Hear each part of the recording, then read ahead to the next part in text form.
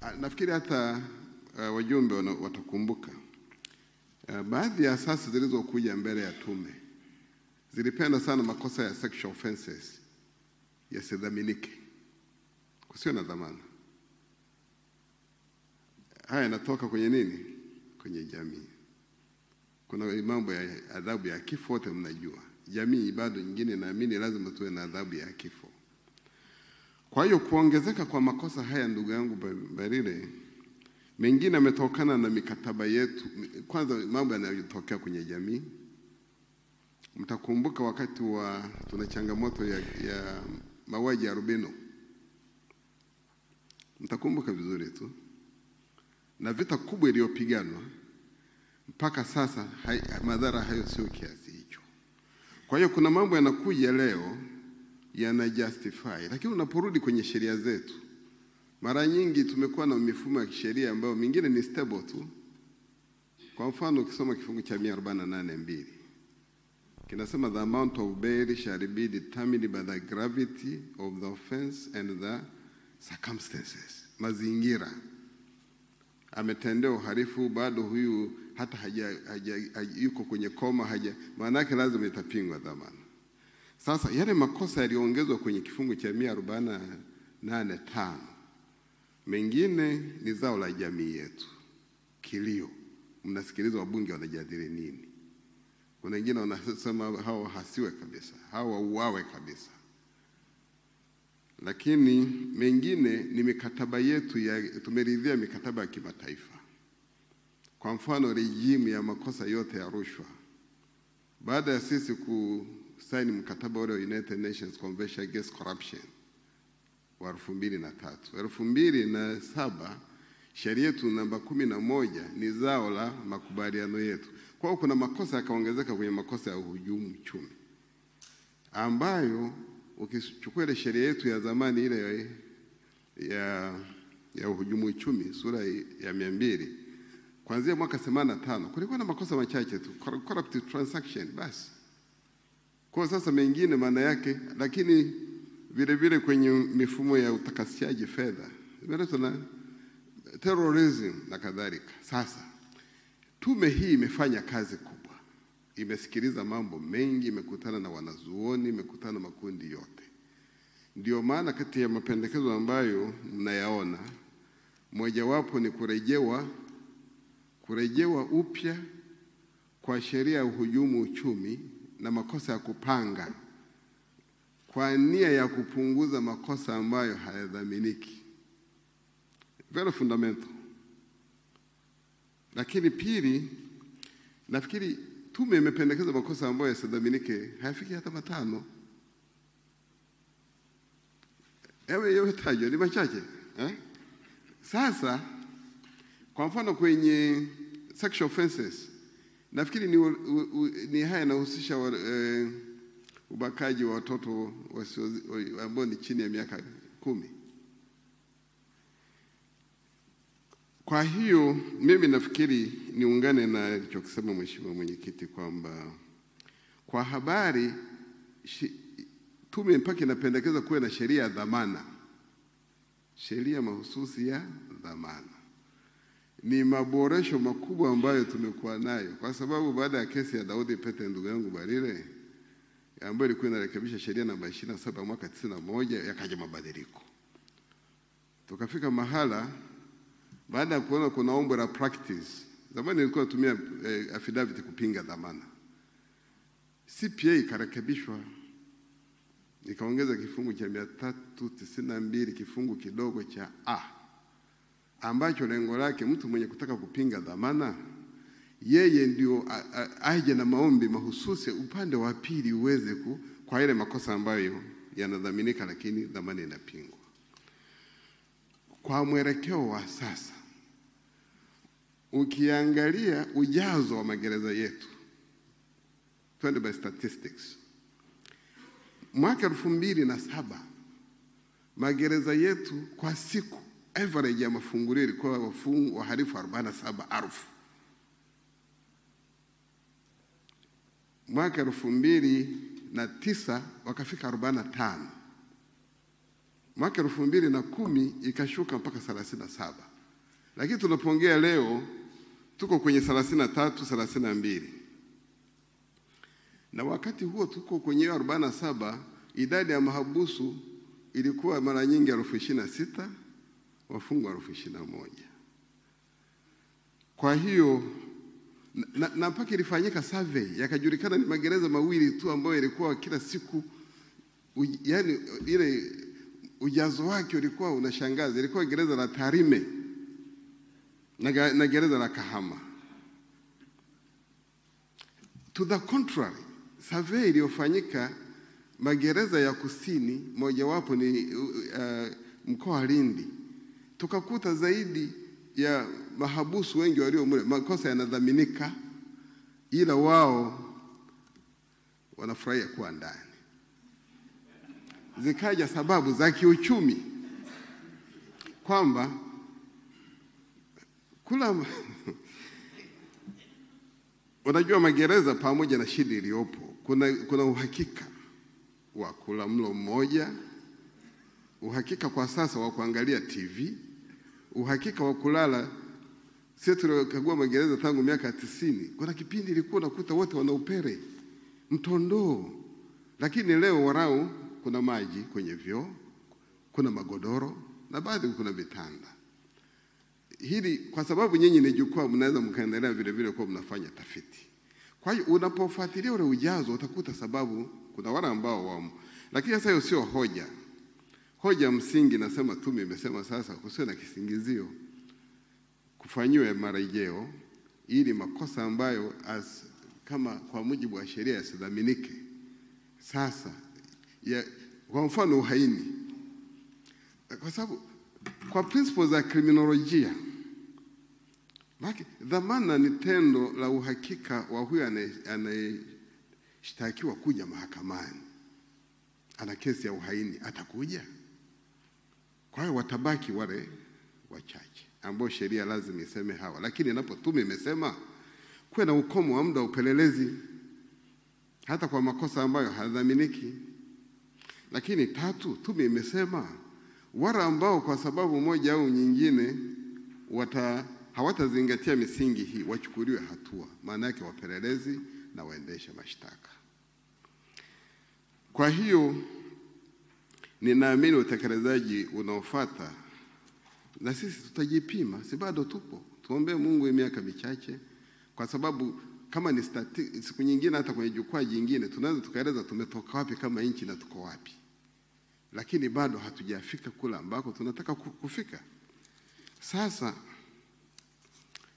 ili la wakili wa serikali kule mikoani kuwa nini, nafikiri amelisema vizuri makamu mwenyekiti. Ni ngumu sana wakati mwingine kuelewa anachokisema wakili wa serikali pale. Yeye hana hoja. Hoja yake ameletewa. Upelelezi bado yeye ataisema kwa lugha ya kimahakama. Kwa hiyo kwa sasa ambacho kinafanyika, nafikiri mapendekezo ya kuja na hii investigation, kwanza kuna crime detection and prevention strategy, mkakati wa kitaifa wa kubaini na kuzuia uhalifu, ambao tume ilisema kwamba imeangalia vyombo vingi, kila kimoja kinaenda tu na mandate yake kwa mujibu wa sheria yake. Lakini itakapokuwepo hii, maana yake inafuatiwa na hii, amesema Mheshimiwa Balozi. Tunakuwa na mifumo ya tehama ambayo ni central. Anayekamatwa Liwale, yeyote aweze kutrack kwa siku hiyo. Na hata hii nilikuwa nasema ongezeko mpaka tukajua kuna Tarime na nini. Tukakuta tangu wakati wa Mwingereza alipata shida na Tarime. Pale tumekuwa na resident magistrates kabla ya uhuru. Neno resident magistrates maana yake wakati wa mkoloni haikuwa kila mahara. Na pale kumekuwa na open courts zile, ukienda ukaangalia lile gereza. Kwa hiyo mifumo ioneshe nani wangapi wamekamatwa leo, makosa yao ni yapi. Wakati huo kuna hii swala la time frame ya kila kosa, yanayodhaminika na yasiyodhaminika, kwa sababu hakuna kosa ambalo halitakuwa na ukomo, litakosa ukomo wa kipindi cha kupelelezwa, iwe mauaji iwe nini. Lakini vile vile mifumo hii isomane na ile ya mahakama. Kwa sababu mahakamani Kwa mfano ukisoma kifungu cha 248 cha CPA, kifungu kidogo cha pili kinasema mtu lazima apelekwe mahakamani aliyezuiliwa sasa warau ndani ya siku 15 kila mara. Kwa nini? Court supervision. Ingawa kesi yake bado, lakini pale ndio akiwa na malalamiko ananyosha mkono mheshimiwa jaji, mheshimiwa hakimu na kadhalika. Kwa hiyo haya ya dhamana mimi nafikiri endeleeni kupitia ile taarifa itakapokuja hii O2 National Investigation Bureau. Maana yake ni na inasema iwe independent, iwe na bajeti yake. Maana yake ni kuganga yote haya ambayo sasa yanafanya uchelewevu. Kwa hiyo Master Attorney kuna wakati wanasema labda wanatoa majibu yasiyoeleweka, yawezekana, lakini kama ni hivyo Tume imesema washughulikiwe wa namna hiyo. Ikiwa hakimu, kwa mfano mabadiliko yaliyofanyika hata kwa sasa kwamba kesi ukiondoa hizi ambazo dhamana inazuiliwa, mwaka jana kulifanyika marekebisho makubwa, kifungu cha 4 cha CPA, kesi ya madai, utawala, hata kama kuna criminal element isiende kama criminal mpaka kwanza kwa exhaust. Kifungu cha 131, makosa yote upelelezi ukamilike ndio yaende, isipokuwa yale ambayo ya kundi hili ambayo tunasema na yarejeshwe. Lazima moja, upelelezi umekamilika na kesi iendelee hapo hapo anaporejeshwa mahakamani. Lakini pendekezo jingine hilo kubwa ndio kwamba iwe hakimu, iwe mwendesha mashtaka au yeyote sasa, vigezo vimekamilika na yeye hafai, achukuliwe hatua. Na baadaye kuna maeneo sasa ile hatua mbalimbali. Kwa hiyo mheshimiwa makamu mwenyekiti, na kila palipo na pendekezo la tume kuna hili la elimu. Kwa sababu vile vile kumekuwa na survey ya mambo ya rushwa. Actually rushwa ni zao la jamii. Nafikiri na nyinyi mnafuatilia. Hakuna hakimu mwenye ujeuri ya kuomba fedha bila kusogelewa, au jaji au mwendesha mashtaka. Lakini kuna jamii hazijaelimika kujua kwamba bila rushwa haki inafanya nini. Na mnapoona kwa mfano tafiti zinazoendelea, RIPO ametoa ripoti juzi. Asilimia 88 sasa wanaridhishwa na huduma za mahakama. Lakini bila kuwasema vibaya, mkiangalia ile mifumo iliyopo, kwa mfano feedback dial, ile box kwenye tovuti ya mahakama, raia yeyote ukifuatilia kesi yako kama ina malalamiko, unapata majibu ndani ya masaa 24. Hasa ndio nasema hili la elimu, kila tume ilichofanya imesema kutakuwa na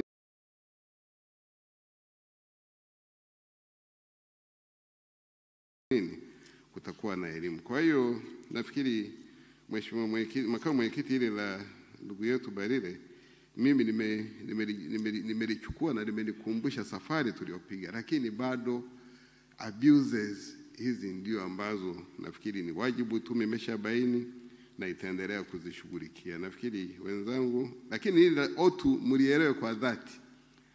O2 ikishasimama, ndio maana mwenyekiti amefika pale tukasema ni mapendekezo makubwa ambayo itakapokuwepo ile hakuna cha sari ya mtume, kwa sababu mifumo itawaumbua wote. Kwa mfano kama una national tuseme forensic bureau ndani ya O2, kama ni polisi ndio wanapeleleza jambo fulani kama hiyo ya maliasili, kwa hiyo lakini maabara yetu ile ya mkemia mkuu itakuwa referral kama itakubalika, yenyewe itakubaki kama referral, kama ambavyo mpaka leo forensic reports zinapokuwa challenge maingi huwa kuna records ya kuomba maabara zingine za nje ya nchi. Mheshimiwa mwenyekiti, makamu mwenyekiti, nikushukuru kwa kiwango hiki.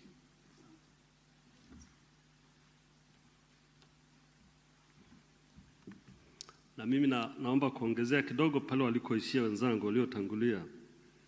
Na nitaanza na nafikiri kulikuwa kuna hoja kama mbili hivi za mwishoni za Bwana Balile. Alizungumzia, tulipozungumzia juu ya mfumo wa nyumba 10 kurejeshwa, akauliza kama je kutakuwa kuna sera au sheria, lakini pia akauliza kama kuna sheria ya usalama wa jamii. Sera, kuna sera ya usalama wa jamii. Bahati mbaya kwenye hiyo ripoti ya muhtasari hakuna upande wa sera na sheria. Lakini ukienda kusoma kwenye ile ripoti kubwa, utakuta kuna mapendekezo ya baadhi ya sera kutungwa na sheria kutungwa pia, au zingine kufanywa marekebisho. Kwa hiyo kwenye eneo hili tumelizingatia sehemu mbalimbali. Pale ambapo hasa kwenye pendekezo letu la kwanza, tunapendekeza kuandaa mkakati wa kuzuia uhalifu. Ule mkakati wa kuzuia uhalifu hautatekelezwa na jeshi la polisi peke yake. Utatekelezwa na wadau wengi, hata raia na idara zingine za serikali. Na ule mkakati ndio utakayewatambua na kutambua majukumu yao. Alafu watapelekewa kuyatekeleza kama sehemu ya utekelezaji wa huo mkakati. Kwa hiyo hilo litakuwepo, na hata hiyo sheria ya hizi inayounda serikali za mitaa itafanywa marekebisho ili kuruhusu mfumo wa nyumba kumi uwe ni mfumo wa serikali, tena sio mfumo wa chama. Kwa hiyo nafikiri kama litaingia hivyo, basi tutaondoa hiyo mtu mwingine akija kutawala, akitokea chama kingine atasema hii ilikuwa ni sera ya CCM, sio sera ya kwetu. Jingine kuna nafikiri mwakilishi wa EFM alizungumzia juu ya mapendekezo juu ya jeshi la polisi. Alilizungumza vizuri makamu mwenyekiti kwamba lengo la mapendekezo juu ya kuboresha sehemu mbalimbali za jeshi la polisi ni kuliimarisha jeshi la polisi liweze kuzuia zaidi uhalifu kuliko kupeleleza. Sababu watu wakisoma ile misingi ya kazi ya polisi inasisitiza zaidi kuzuia kuliko kuwakamata wananchi na kwenda kuwa na statistic mengi ya ukamataji na kesi hizo mahakamani. Hatutaki tufike huko, tupunguze kazi ya upelelezi kwa kuimarisha jeshi la polisi ili lizuie zaidi uhalifu kuliko kuacha uhalifu umetendeka halafu ndio tuanze kukamata na kwenda kupeleleza. Inatujengea mahusiano mabaya na wananchi. Maana ukamataji ule huwa wakati mwingine huwa unahusisha hata wale ambao hawakuhusika. Na ndio maana mnakuta walikamatwa 10, baada ya upelelezi wamejulikana 5 ndio wamehusika, 5 wakaachiwa kule polisi. Sasa lakini uhusiano gani umeujenga na wale watu uliokaa nao pengine kwa siku 3-4 ukichunguza? La mwisho ambalo pia ningependa kutoa clarification, Bwana Kibanda umehoji kwa nini hamkutuhusisha sisi waandishi wa habari kwenye utafiti wenu, kwa sababu na ninyi mna makosa ambayo mnayafanya. Sasa unajua hata sisi tulipopewa hizo kwenye hadidu za rejea, tulipewa taasisi nafikiri zilikuwa 5 tu. Hizi zingine tumekuja kuziongeza sisi, na unajua tumeziongeza kwa sababu ya malalamiko ya wananchi. Tulikopita huko kote hatukupata malalamiko unayoyatoa hapa sasa hivi. Lakini pia tuliwaita hata nyie waandishi wa habari, mmekuja tumezungumza na mimi, hakuna mwandishi wa habari alisema na sisi nao huwa tunafanya makosa, mtusaidie. Lakini bado ninyi mna mifumo yenu ambayo huwa mnashughulikiana na ambayo mwandishi wa habari akimisbehave anapelekwa huko na anashughulikiwa na anarekebishwa. Kwa hiyo nakuomba pengine siku nyingine kama tutapata hii fursa, basi tutaomba tuwashughulikie na nyinyi. Asanteni sana. Asante sana balozi. Naam, kuna masuala ya jeshi. Na hakika tungefanya hivyo mngetushambulia kweli. Lakini mwenyekiti wa Hariri yuko hapa, mmeweka mifumo yenu ya ndani ya kama bwana wewe usikimbilie lebo watu kabla ya utafiti. Atazungumzia, lakini kimsingi ni kwamba kuna inategemea una define vipi kufumua. Sio kwamba litafutwa kabisa, lakini kitu muhimu kwanza ni mindset. Kwanza muundo wake, yani uwe muundo ambao unaendana na dunia ya leo.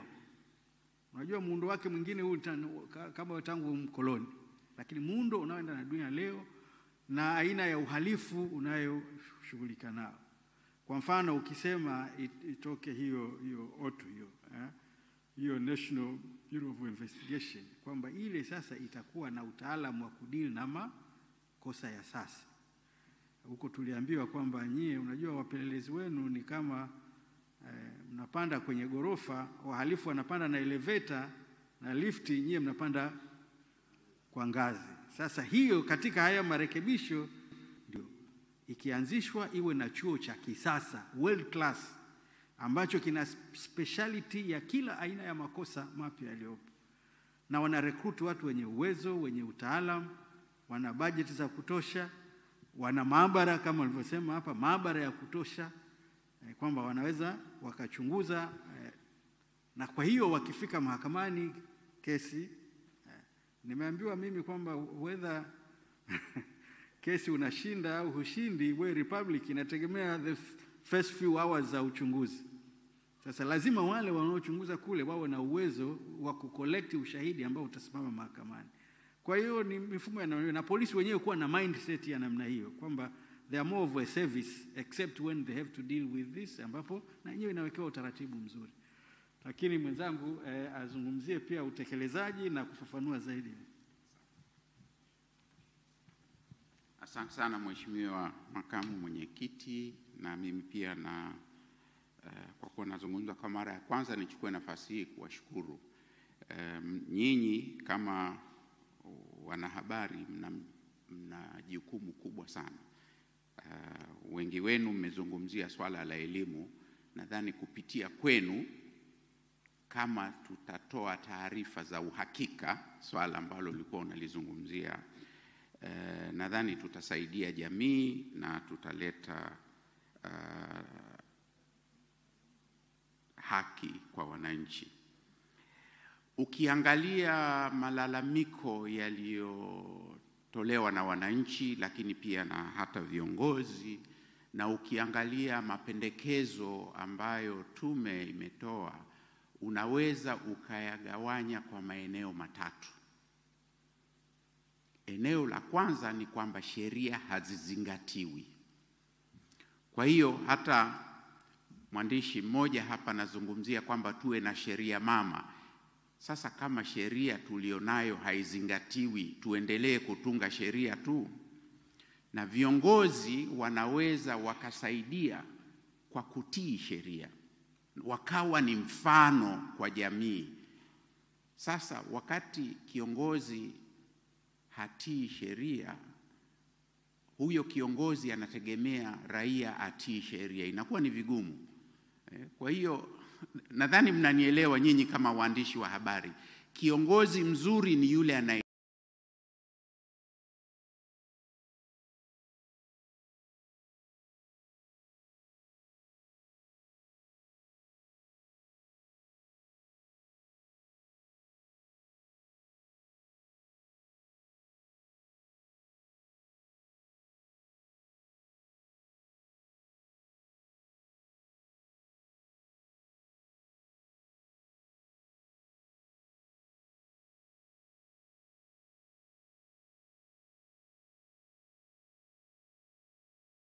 sheria, ni yule anayefuata sheria. Na sheria zipo, mwanasheria mkuu wa serikali amezungumzia sheria mbalimbali, lakini hawazitii.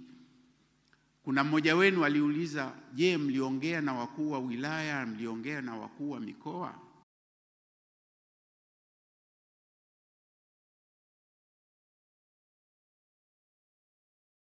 Bila kuwataja, tulikuwa kwenye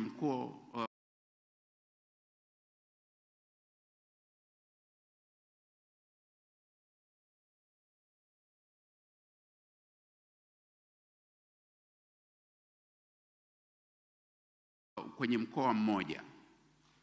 Akaanza mkuu wa wilaya, halafu akafuata mkuu wa mkoa. Akasema hii sheria ya masaa 48 ingefutwa. Masaa 24, masaa 20.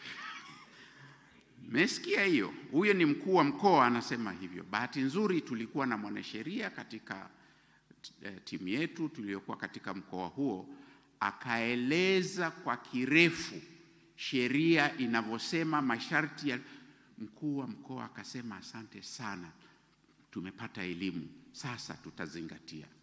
Kwa hiyo tatizo ni kwamba hawaelewi wanachotakiwa kufanya, lakini wakielimishwa nadhani watatekeleza hizo sheria. Kwa hiyo fungu la kwanza ni sheria.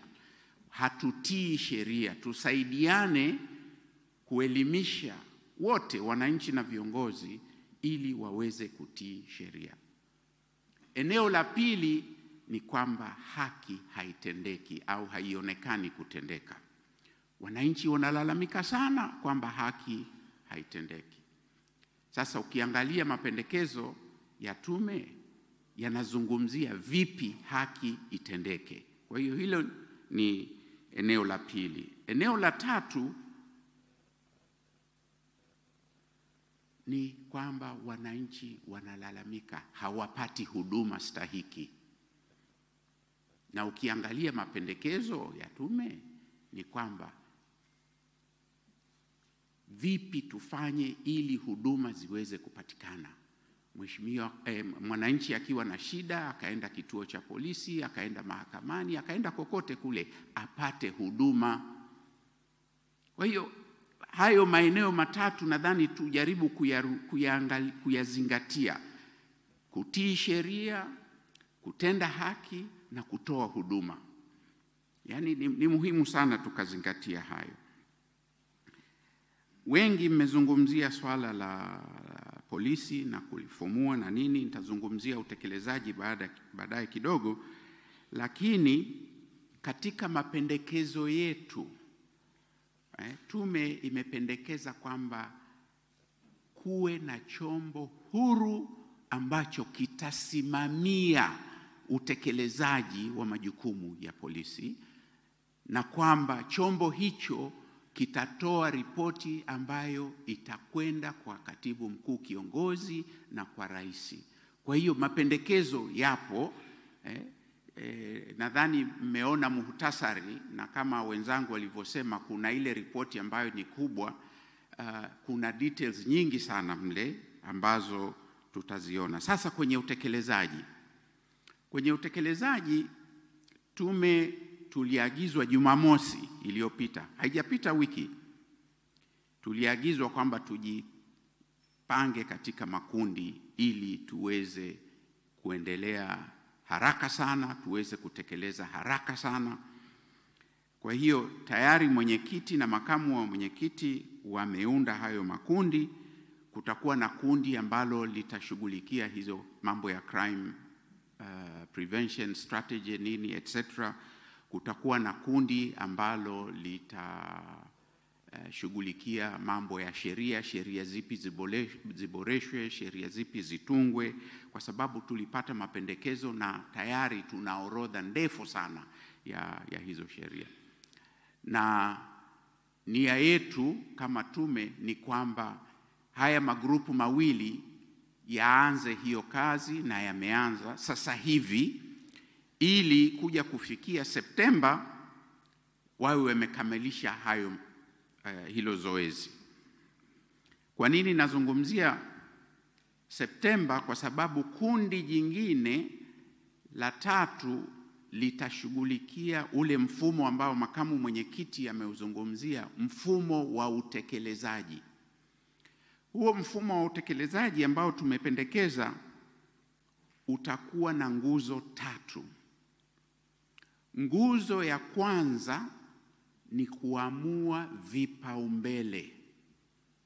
Sasa nani ataamua vipaumbele? Kwa sababu nikikuuliza wewe utasema hiki kifanyike kwanza, nikimuuliza mwingine hapa atasema hiki kifanyike kwanza, nikimuuliza yule nyuma atasema kifanyike kwanza. Tutakachofanya, tutaalika wadau wote wanaohusika, sio milioni, sio Watanzania milioni 60 kwa pamoja, lakini wawakilishi wa maeneo mbalimbali. Kwa mfano nyinyi mtakuwa na wawakilishi pengine 2, 3 na hivi. Tutawaweka kwenye chumba kimoja na hawatoki mpaka wamekubaliana vipaumbele. Kwa hiyo wadau mbalimbali, mapolisi watakuwemo, magereza watakuwemo, IGP atakuwemo, rank and file atakuwemo, kila mmoja atawakilishwa, na tutawaweka mahala mpaka wote wakubaliane vipaumbele. na pia hapo hapo watakubaliana kwamba hiki kitekelezwe sasa hivi, hiki kinaweza kusubiri, hiki kinaweza kikafanyika baada ya miezi 6, hiki baada ya mwaka mmoja. Tukitoka pale kama wote wa Tanzania tutakuwa tumekubaliana kwamba hivi ndivyo vitakavyofanyika 2023, mwaka 2024, 2025, na ripoti itatoka na wananchi wote wataambiwa. Na hiyo ripoti itaonyesha kwamba jukumu hili ni la Omari Isa, anatakiwa alitekeleze. Kwa hiyo wakati wa utekelezaji Omari Isa anajulikana atafanya kitu gani, na atafuatiliwa, na kutakuwa na mfumo wa kila wiki, wa kila mwezi, ngazi mbalimbali, kwenye taasisi yenyewe, kwenye wizara husika, na mpaka Ikulu kutakuwa na huo mfumo. Nguzo ya 3 ni uwajibikaji. Kama nilivyosema, tutakuwa tumekubaliana vipaumbele, tunajua Omari Isa anatakiwa kufanya hiki kitu. Sasa kwenye wakati wa uwajibikaji tunajua Omari Isa hakufanya hilo, kwa hiyo awajibike kwa namna fulani. Kwa hiyo huo mfumo ndio tunataka kujenga, na tayari tumeanza, na nia yetu ni kwamba katika hiki kipindi cha mwezi wa 8 tuwe tumeandaa yote hayo, na tuwe tumeshajua wawakilishi wa wadau ni akina nani, ili mwezi wa 9 tuanze hiyo shughuli ya kuwaweka hao wawakilishi wote mahala pamoja, ili wakubaliane matokeo ambayo wanataka yawepo katika hizi taasisi zote. Kwa hiyo huo ndio mfumo ambao tutauweka, na nitaomba nyote tushirikiane ili tuweze kupata matokeo hayo ambayo wote tunayatarajia, na tusiwe tunalalamikia serikali au tume tu. Sisi wenyewe tushiriki kikamilifu katika kuzungumzia na pia katika kutekeleza. Kwa hiyo kutakuwa na huo mfumo, na utafuatiliwa kila wiki, kila mwezi, katika ngazi mbalimbali. Asanteni sana. Asante sana, shukran Bwana Omari Isa. Dr. Ndubaru, karibu sana. Asante sana. Nataka kufafanua vitu viwili vitatu ambavyo vimeulizwa. Moja ilikuwa ni swala la kuliunda jeshi la polisi upya au kuliboresha, na mmoja alisema kwamba, nakumbuka hata mimi Mheshimiwa Rais alisema sio kuliunda upya, kwa sababu kuliunda ni relative, inategemea mabadiliko yako. Kama ni 100%, unaweza kaona unabadilisha 60% ukasema unaunda upya, au unabadilisha 20% ukasema unaunda upya, au unabadilika. Lakini tume ambacho kinapendekeza ni maboresho makubwa katika jeshi la polisi, na hasa kwenye eneo lile la huduma, mindset change, kuonyesha kwamba wao ni watu wa huduma. Unajua jukumu lao la msingi ni kulinda usalama wa raia na mali zao, ni huduma.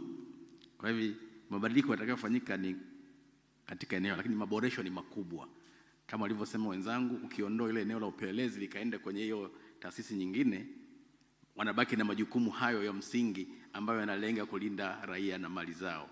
Kwa hivyo maboresho yatakuwa makubwa ya kimuundo, ya kimtazamo na ya kimitaala. Jambo jingine ambalo nilitaka kuzungumzia, lile alilozungumzia Kibanda kuhusu vyombo vya habari na kadhalika. Kwenye taarifa yetu ile tumesisitiza sana juu ya elimu ya haki jinai kwa wadau wote chini, wananchi wa kawaida, viongozi na taasisi, waandishi wa habari. Kwa hivyo elimu hii ya msingi haki jinai ikishajengeka katika watu wengi, wataelewa wajibu wao, na kuanza kama waandishi wa habari kuanza kumhukumu mtu kabla, kwa sababu utajua madhara ya kumhukumu mtu. Kwa hivyo swala la elimu kwa umma tumelitilia mkazo, kama tume tumetilia mkazo, ambalo litasaidia sana katika kuondoa hizi changamoto za uelewa. Jambo jingine ambalo nilitaka kulizungumzia liliulizwa na Malisa kwamba sasa tume imependekeza ifutwe haya mamlaka ya RC na MDC, yani wakuu wa mikoa na wakuu wa wilaya, mabadiliko tu yafanyike. Tumependekeza mambo mawili. Pendekezo la kwanza ni kwamba hayo mamlaka yafutwe, na endapo serikali itaona kwamba iko haja ya wao kuendelea na mamlaka hayo, basi masharti yaliyowekwa kwenye sheria yazingatiwe. Lakini tukaongeza pia kwamba na muhusika achukuliwe, yani akikosea mkuu wa wilaya ashtakiwe in person, asihusishe serikali. Yani kwamba atakayekiuka hayo masharti sasa ashtakiwe yeye kwa nafsi yake na sio serikali. Kwa hivyo hizi hatua zikichukuliwa, bila shaka utaratibu huo utakwenda vizuri. Na wengi mnajua kwamba haya mamlaka ya wakuu wa mkoa na wakuu wa wilaya wameyadraw kutoka kwa rais. Wakati rais ananyang'anywa au anaondolewa yale madaraka ya kuweka watu kizuizini, changamoto kama hizi na debate kama hizi zilikuwepo kwamba sasa rais akiondolewa mamlaka kuweka watu kizuizini itakuwaje, atakuwa hana mamlaka. Lakini tunachotaka kusisitiza kwamba mamlaka ni ya mfumo, yani mfumo wa serikali ndio unakuwa na mamlaka. Kwa hivyo mkuu wa mkoa akiondolewa haya mamlaka, haina maana kwamba mhalifu yeyote katika mkoa ule atashindwa kuwekwa ndani. Atawekwa ndani kwa kuzingatia taratibu za sheria na mifumo iliyopo. Sio mamlaka ya mtu binafsi, ni mamlaka iliyowekwa kwenye mfumo. Huo ndo msitizo wa utawala bora. Alafu kulikuwa na moja kuhusu jeshi usu kwamba uhusiano wa raia na haya majeshi kwenye maeneo kadha wa kadha ni mbaya. Na ni kweli, ndio maana tumeshauri kwamba wabadilike. Kwa sababu hili swala la jeshi usu ni swala la usalama wa property zetu, sio swala la jeshi. Sasa wanafundishwa kijeshi kiasi kwamba wanapokutana na raia wanawatreat kama walivyosema kama maadui badala ya kuwatreat kama wahalifu. Na ndio maana tumependekeza kwamba mafunzo yale yasitolewe na jeshi la ulinzi, yatolewe na polisi ambao wanadili na usalama. Na nafikiri tukiaddress haya mambo, mahusiano kati ya raia na hayo maeneo mbalimbali yanayotunza uhifadhi yataboreshwa. Asante sana.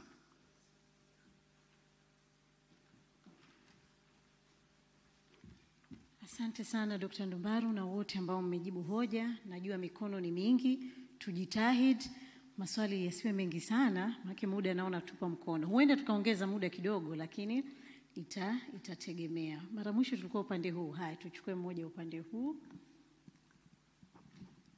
Itakuja kubenea. Acha Salome, napendelea kidogo. Alafu na upande huu. Kamwaga pale. Karibu. Asante mkurugenzi. Kwanza naipongeza tume kwa kazi nzuri. Nimeisoma ile summary ya ripoti. Kwa kweli ni nzuri na imegusa maeneo mengi sana. Hongereni.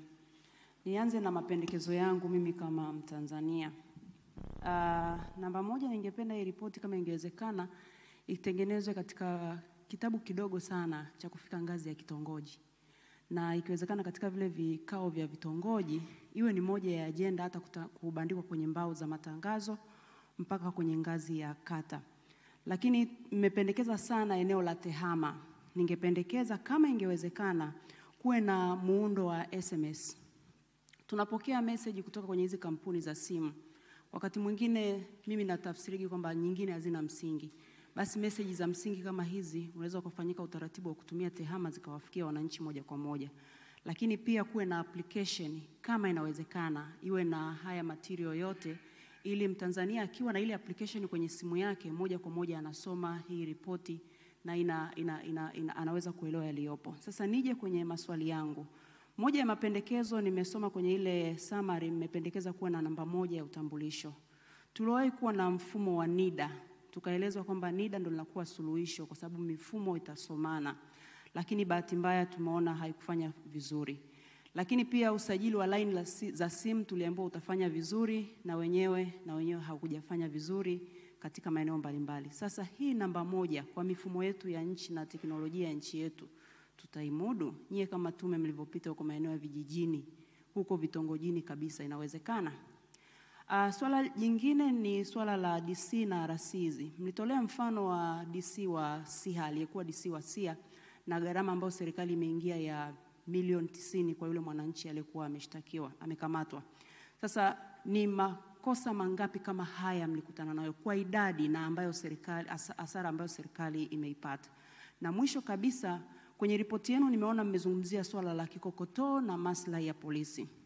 Ningependa kujua kwenye kikokotoo mmekutana na malalamiko mangapi yenye thamani ya shingapi? Wamepunjwa hayo mafao yao au hawajalipwa mafao kiasi gani, ili mtu apate ule uhalisia kabisa? Asante. Asante sana, ushauri mzuri, na hakika wajumbe wa tume watalichukua. Na maswali pia upande huu Kamwaga, alafu dada mwingine hapa. Nashukuru. Naitwa Ezekiel Kamwaga, ni mhariri wa gazeti la Dunia. Sasa na maswali mawili. La kwanza, huko duniani kwenye discussion zote za masuala ya reform za criminal justice, wanasema sharti la kwanza ni demokrasia, kwamba nchi ambayo ina demokrasia ni rahisi kufanya hizo reforms. Na Dr. Ndumbaro anafahamu Tanzania huko kwenye political science tunatajwa ni nchi ambayo tulikuwa kwenye competitive authoritarian, kwamba sisi sio nchi ya kidikteta, lakini pia sio nchi ambayo tunasema demokrasia ni kama huko magharibi kulivyo. Tuko kwenye gray zone. Leo tunaweza tukawa tuko democracy, kesho tunaweza tukawa tuko kwenye dictator. Sasa katika nchi ambayo ni competitive authoritarian, demokrasia yake namna hiyo, kipi ambacho napata shida kuangalia? Maana mapenzo ni mazuri, kipi kinawapa nguvu kwa katika nchi yenye demokrasia ya namna hii? Tunachembali kama rais mzuri au kitu gani katika nchi ambayo system yake demokrasia kwa namna hii? Mnaziona hizo reforms zikishika, zikikubalika? Na kama alivyosema Kibanda, kuna mfano kwamba kuna wakati watu wamesema bungeni kwamba hii system ibadilishwe, alafu IGP anafoka. Sasa katika system ya namna hiyo, nini kinawapa matumaini kwamba haya mapendekezo mazuri ambayo umeweka yanaweza kufanya kazi? La pili linafanana na hilo, wanasema miezi miwili iliyopita Rais wa Marekani Biden amesema sasa hivi dunia changamoto ziko mbili, ni kati ya democracy na authoritarian. Na wanasema huko Afrika, nchi kama za kwetu, kama ukiona nchi imekuwa ina matatizo katika hii criminal justice reforms, maana yake ni kwamba sio kwamba system imebreak, isipokuwa system imekuwa designed to break, kwamba inavyokwenda hivyo kuna watu wanafaidika na hiyo design ilivyo design. Sasa katika haya ambayo tunasema system yenyewe ndio mbovu kutoka labda juu chini, hamuoni kwamba pengine bado ndio hii kilio cha watu wanasema wanataka katiba kabisa, kwamba yani dule lote lifumuliwe, kwa sababu inaonekana leo utabadilisha, lakini kumbe shida ni mfumo mzima una matatizo. Kwa hiyo hayo ni maswali yangu. Nashukuru. Asante sana.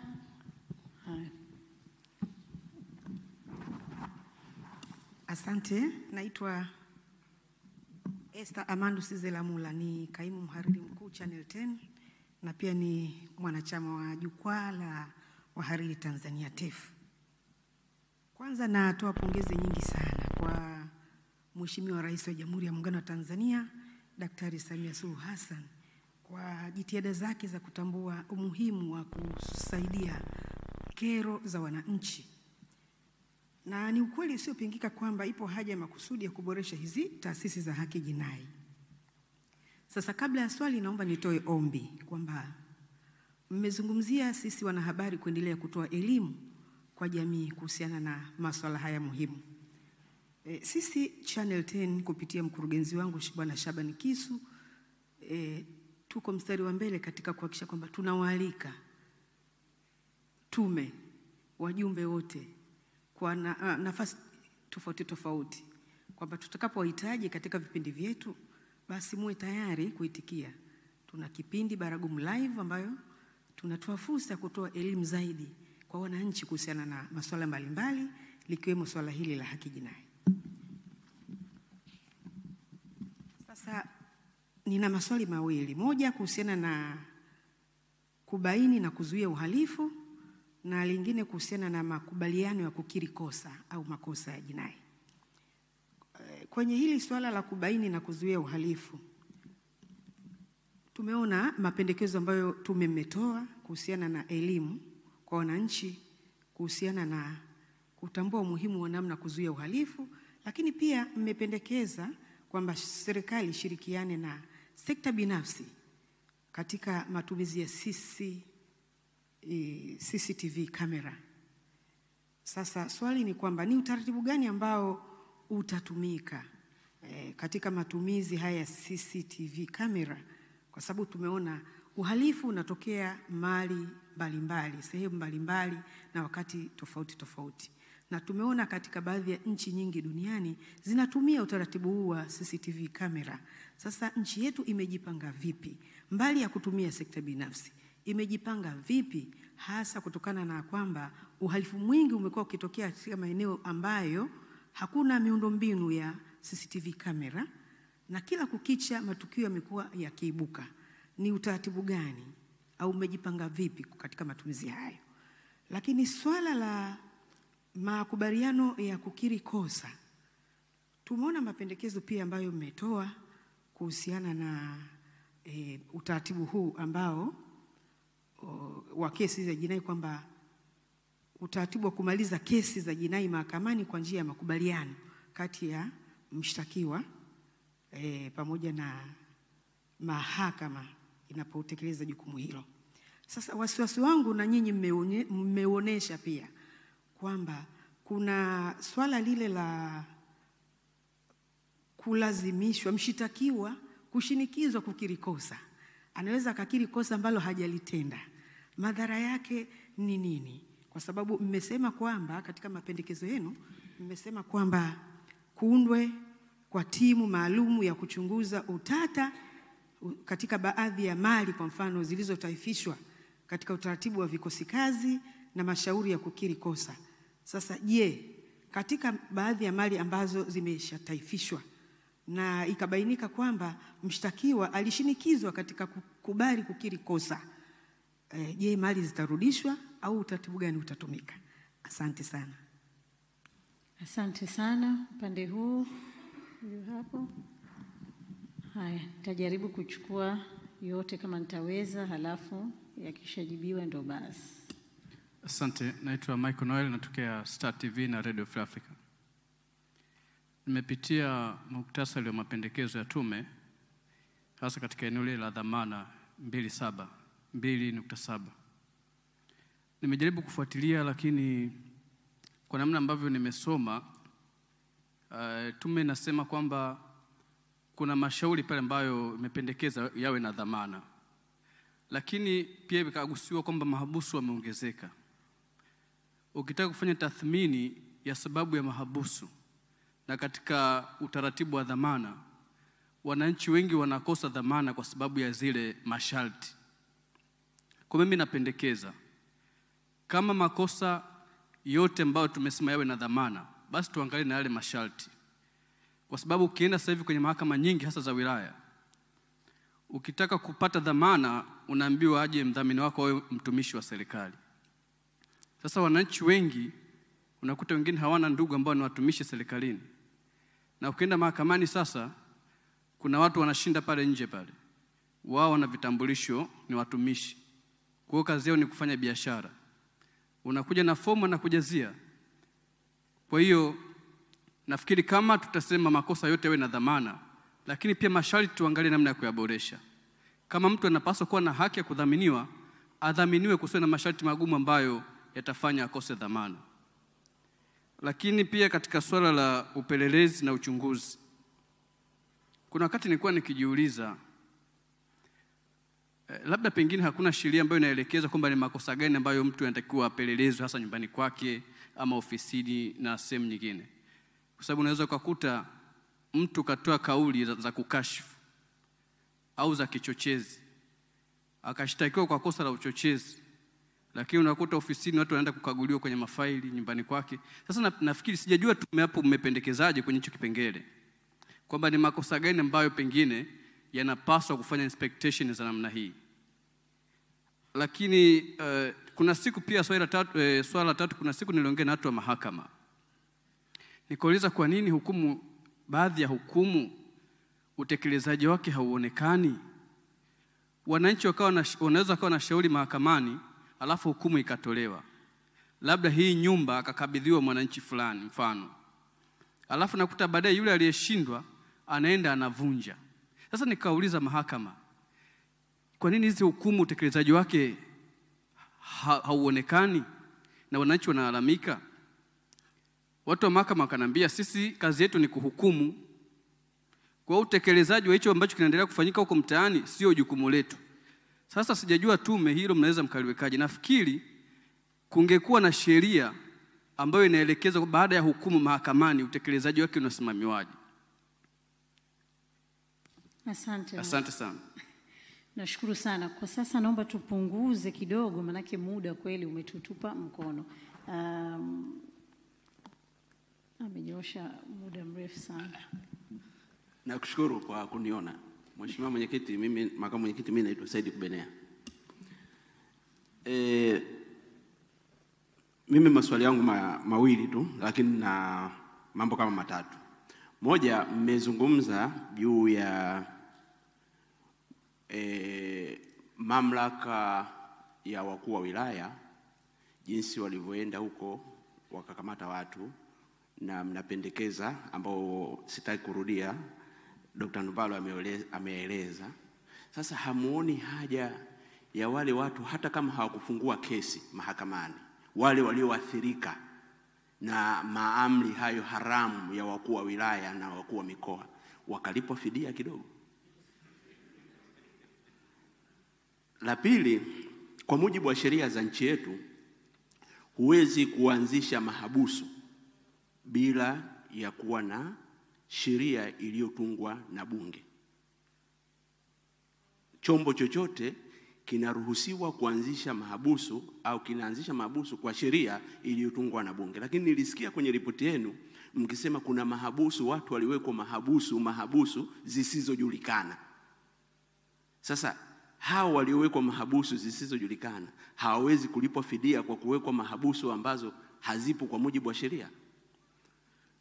La tatu, ambalo sasa ni swali la kwanza, kwa mujibu wa katiba yetu,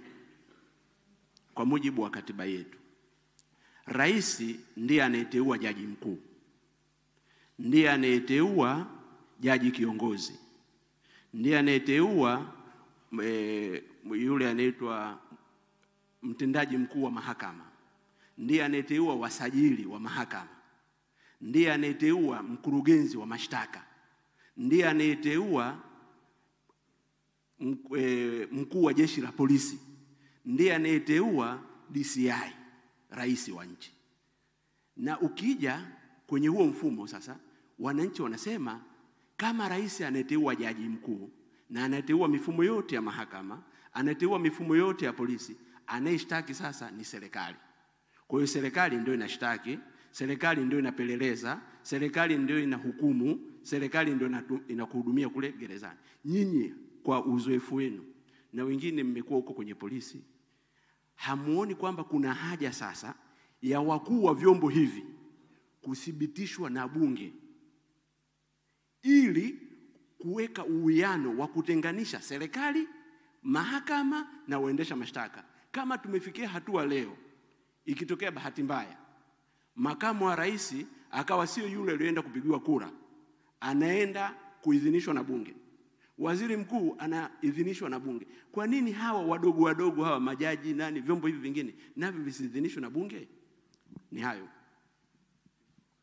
Asante sana. Upande huu tafadhali, yule kakaangu pale alivaki amenyosha muda mrefu sana. Naitwa Lisungu David Kabona, ni mhariri kutoka Zanzibar Cable Television. Mimi nakwenda moja kwa moja kwenye point ya msingi. Ukurasa wa 29 kunazungumziwa adhabu ya kifo. Na moja katika mapendekezo inasema adhabu ya kifo isiporidhiwa na Mheshimiwa Rais kwa kipindi cha miaka 3, adhabu hiyo itenguke kwa kifungo cha maisha. Nina mtazamo tofauti kidogo. Kwa mfano, turudi kwenye maana nzima ya adhabu. Ninachoamini ni kwamba adhabu huwa anapewa mtu ili ajutie kosa. Lakini ingetokea kwa mfano rais ana sign na yule mtu anahukumiwa mpaka kunyongwa. Mtu huyu ambaye amenyongwa hadi kufa anajutia wapi adhabu yake? Ile adhabu yake ile yeye anaijutia wapi? Kwa sababu wakati mwingine hapa pameandikwa kwamba iwe funzo kwa jamii na kubadilana na hilo. Lakini je, kwa yeye mwenyewe ambaye ametenda kosa anapata funzo gani? Kwa sababu tayari amekwisha hukumiwa, amenyongwa. Je, yeye mwenyewe anakwenda kujutia wapi hiyo adhabu? Kwa nini adhabu hii isibadilishwe? Labda iwe kifungo cha maisha na pia labda kuambatane na adhabu kali. Ikiwezekana labda kila mwisho wa mwezi viboko 6 labda. Ili hata kule mwenzetu huyu aliua. Mimi natoa mfano mdogo. Mimi binafsi nimesoma shule ya jeshi. Ikitokea umechelewa namba au umefanya kosa lolote, siku nzima hiyo itakuwa wewe kupambana na visiki, kupambana na mashimo yote nini, kwamba unajutia yale makosa ambayo umefanya ili kesho yake usirejee tena. Kwa mimi ningeshauri kwamba, na inavyoonekana kwamba wakuu wetu wa nchi, kwa sababu hapa kuna takwimu zinasema kwamba watu 691, hii kwa takwimu ya mwezi Mei 23. Kwa maana hiyo inavyoonekana kwamba wakuu wetu wa nchi pengine wana hofu ya Mungu, hawataki kujiingiza katika kazi ya kumsaidia Mungu kuondoa watu duniani. Kwa hiyo mimi ninachofikiria, pengine hii adhabu kwa hekima tu ingebadilishwa. Iwekwe adhabu ya kifungo cha maisha na huko na adhabu nyingine ndogo ndogo ambazo hata wenzao walikoje kule inaweza ikabadilisha. Lakini pia inaweza kumpa muda wa kufanya nini? Jutio. Kwa sababu hata sisi, kwa mfano sisi wa Kristo, huwa tunaungama kwamba Mungu, nimekosa sana, kwa makosa haya sitarudia tena, naomba unisamehe. Kwa hiyo nafikiri pia tumpatie huyu mtu muda wa kujutia makosa, kwamba ukiua mambo yanakuwa hivi. Shukrani sana. Shukrani sana. Naomba Jane upande huu, Azam. Halafu labda tutachukua mengine tu mawili upande huu, kakaangu pale amenyosha muda mrefu, na Abu.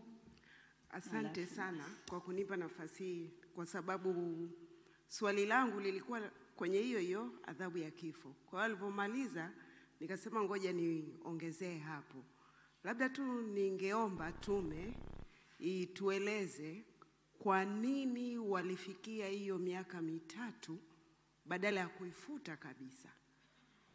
Labda na maoni waliyopata mengi yaliegemea wapi?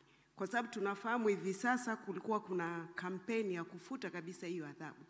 Na kwa jinsi ilivyotolewa, kwangu mimi binafsi sioni kama itakuwa na matokeo yoyote zaidi ya kufutwa. Kwa sababu hiyo miaka 3 bado unamweka yule aliyehukumiwa ile adhabu katika tatizo la kisaikolojia. Alafu bado tuna wengi ambao wanasubiri hiyo adhabu. Kwa hiyo labda ufafanuzi tu ni kwa jinsi gani wamefikia hiyo miaka 3 badala ya kuifuta kabisa. Asante. Asante sana. Huyo nyuma yake tafadhali. Alafu Abu Bakar. Asante. Mimi naitwa Idu Wesu na tokea idhaa ya Kiswahili Sauti ya Amerika.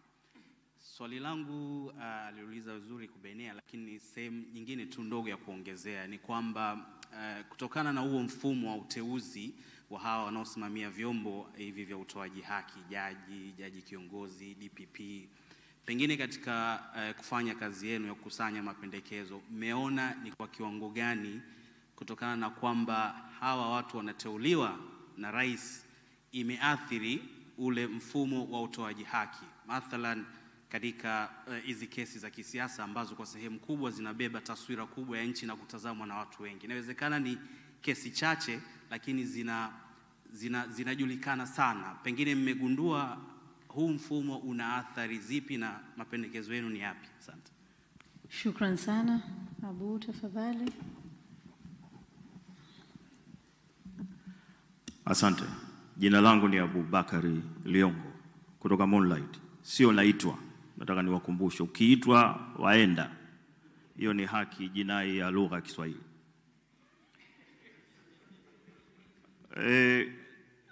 Nilikuwa na mambo mawili.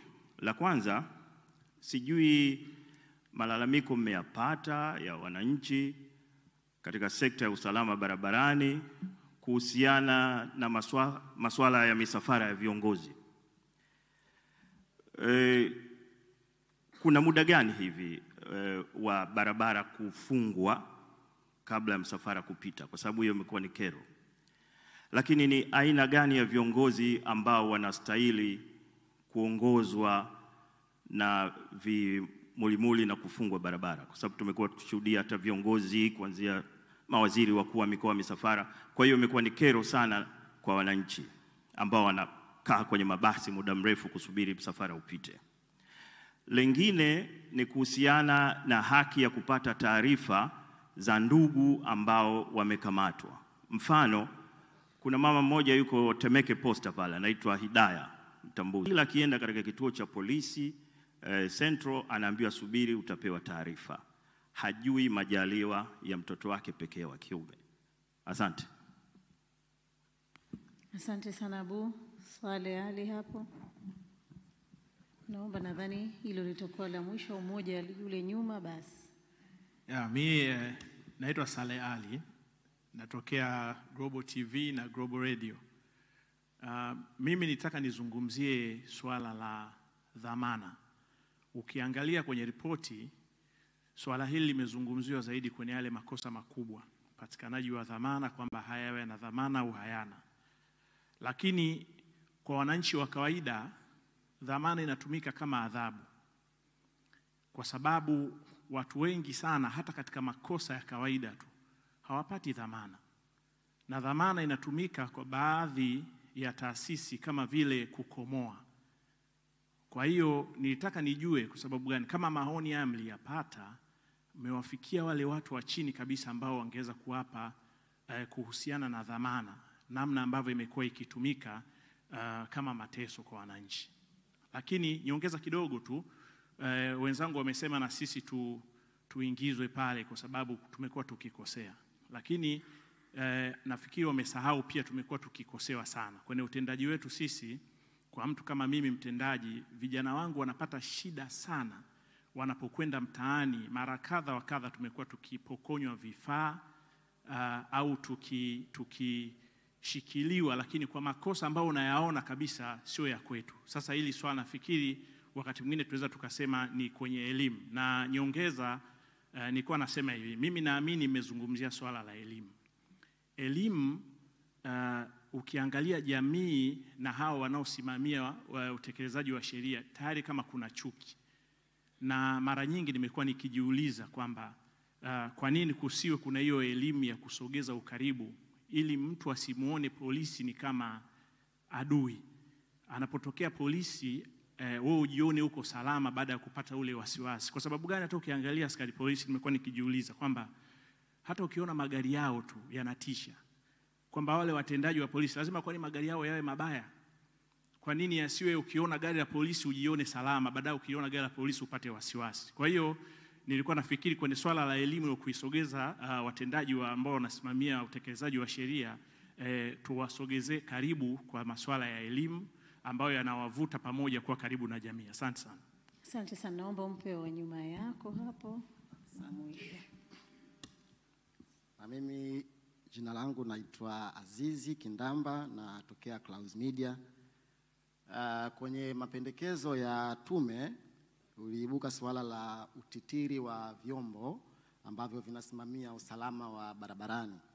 Kidogo nataka na mimi nizungumzie hilo swala kwenye swala zima la utozaji wa faini. Kwa mfano, kwenye mapendekezo ya tume pengine tungepata ufafanuzi wa kina, ni sheria inasemaje na mapendekezo ya tume pengine pia nayo yanasemaje, kwamba ni chombo gani cha msingi ambacho pengine kinapaswa sasa kisimamie hizi adhabu zote ambazo zinasababishwa na masuala ya uvunjaji wa sheria za usalama barabarani. Kwa mfano, kuna chombo kimekiuka pengine sheria ya mwendo kasi, sehemu ambayo pengine sheria inamwelekeza atembee chini ya spidi 50, yeye amezidisha. Ni chombo gani pengine ambacho kinapaka sasa kisimamie sheria hizo? Na kuna mwenzangu na mimi yule ambaye alikuwa anatembea barabarani, anatumia barabara, chombo chake kimepata hitilafu, ameegesha gari lake pale barabarani, anafanya service kwenye barabara. Tunafahamu kwamba town roads ndo ambao wanasimamia sheria hiyo. Je, ni polisi, ni TANROADS au ni nani ambaye pengine sasa atapaswa kumkamata huyu ambaye anafanya service ya gari lake hapa barabarani, ama ni chombo gani ambacho sasa kinapaswa kisimamie sheria hii ya kumzuia huyu kutofanya service ya gari lake hapa barabarani, na pengine mapendekezo ya tume kwenye hili yamekaeje? Asante. Shukran sana. Asanteni sana wahariri kwa maswali mazuri. Nadhani tuna zaidi ya watu 10 wamepata kuuliza, kwa hiyo naomba tafadhali makamu mwenyekiti, karibu sana.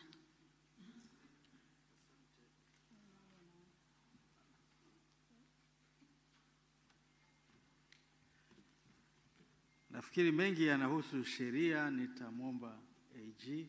Lakini niseme, najua kuna wakereketwa wengi wa katiba, lakini katiba haikuwa sehemu ya hadidu za rejea.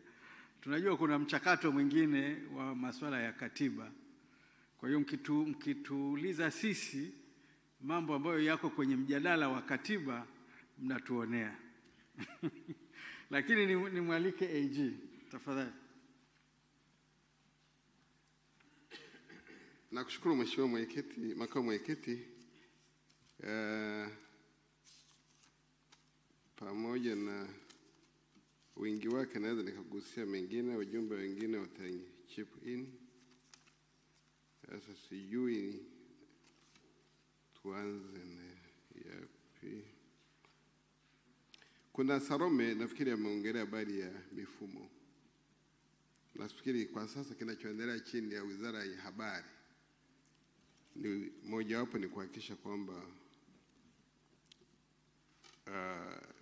taarifa zinazotolewa na mamlaka zingine kama NIDA, vile vile hizi mamlaka ya huduma za simu ziendelee kuwa na uhakika. Ni kweli ipo changamoto, nafikiri mmekuwa mkiona matangazo ya namna ya kuboresha. Kwa hiyo hili jambo vile vile lilibainika mbele ya tume. Kwa hiyo tume iliposema kwamba kutumike mifumo itakayoleta pamoja matumizi ya vitambulisho, maana yake mifumo inayosomana, maana yake itaendana na uhakiki. Kwa sababu kama mnavyojua kwa habari ya kuzaliwa, Rita mtoto akizaliwa atakiwa apewe cheti, lakini vile vile mtu akifariki atakiwa apewe cheti. Lakini vile vile kwa mujibu wa ile sheria NIDA na mamlaka, mtu kisha pewa kile kitambulisho, maana yake lazima kiwe chako na kiwe na taarifa zinazooana. Kwa hiyo nafikiri kwa maana ya hapa itosha tu kuonekana kwamba tume ilichokibaini ni kwamba kwa sasa hii imekuwa ni kero. Kwa hiyo kama itafika mahala mtu akiwa na kitambulisho kwa mfano cha taifa, halafu ukiingiza tu basi kuletee taarifa zake zote, asiulizwe tena na mamlaka nyingine kuhusu taarifa zake mwenyewe.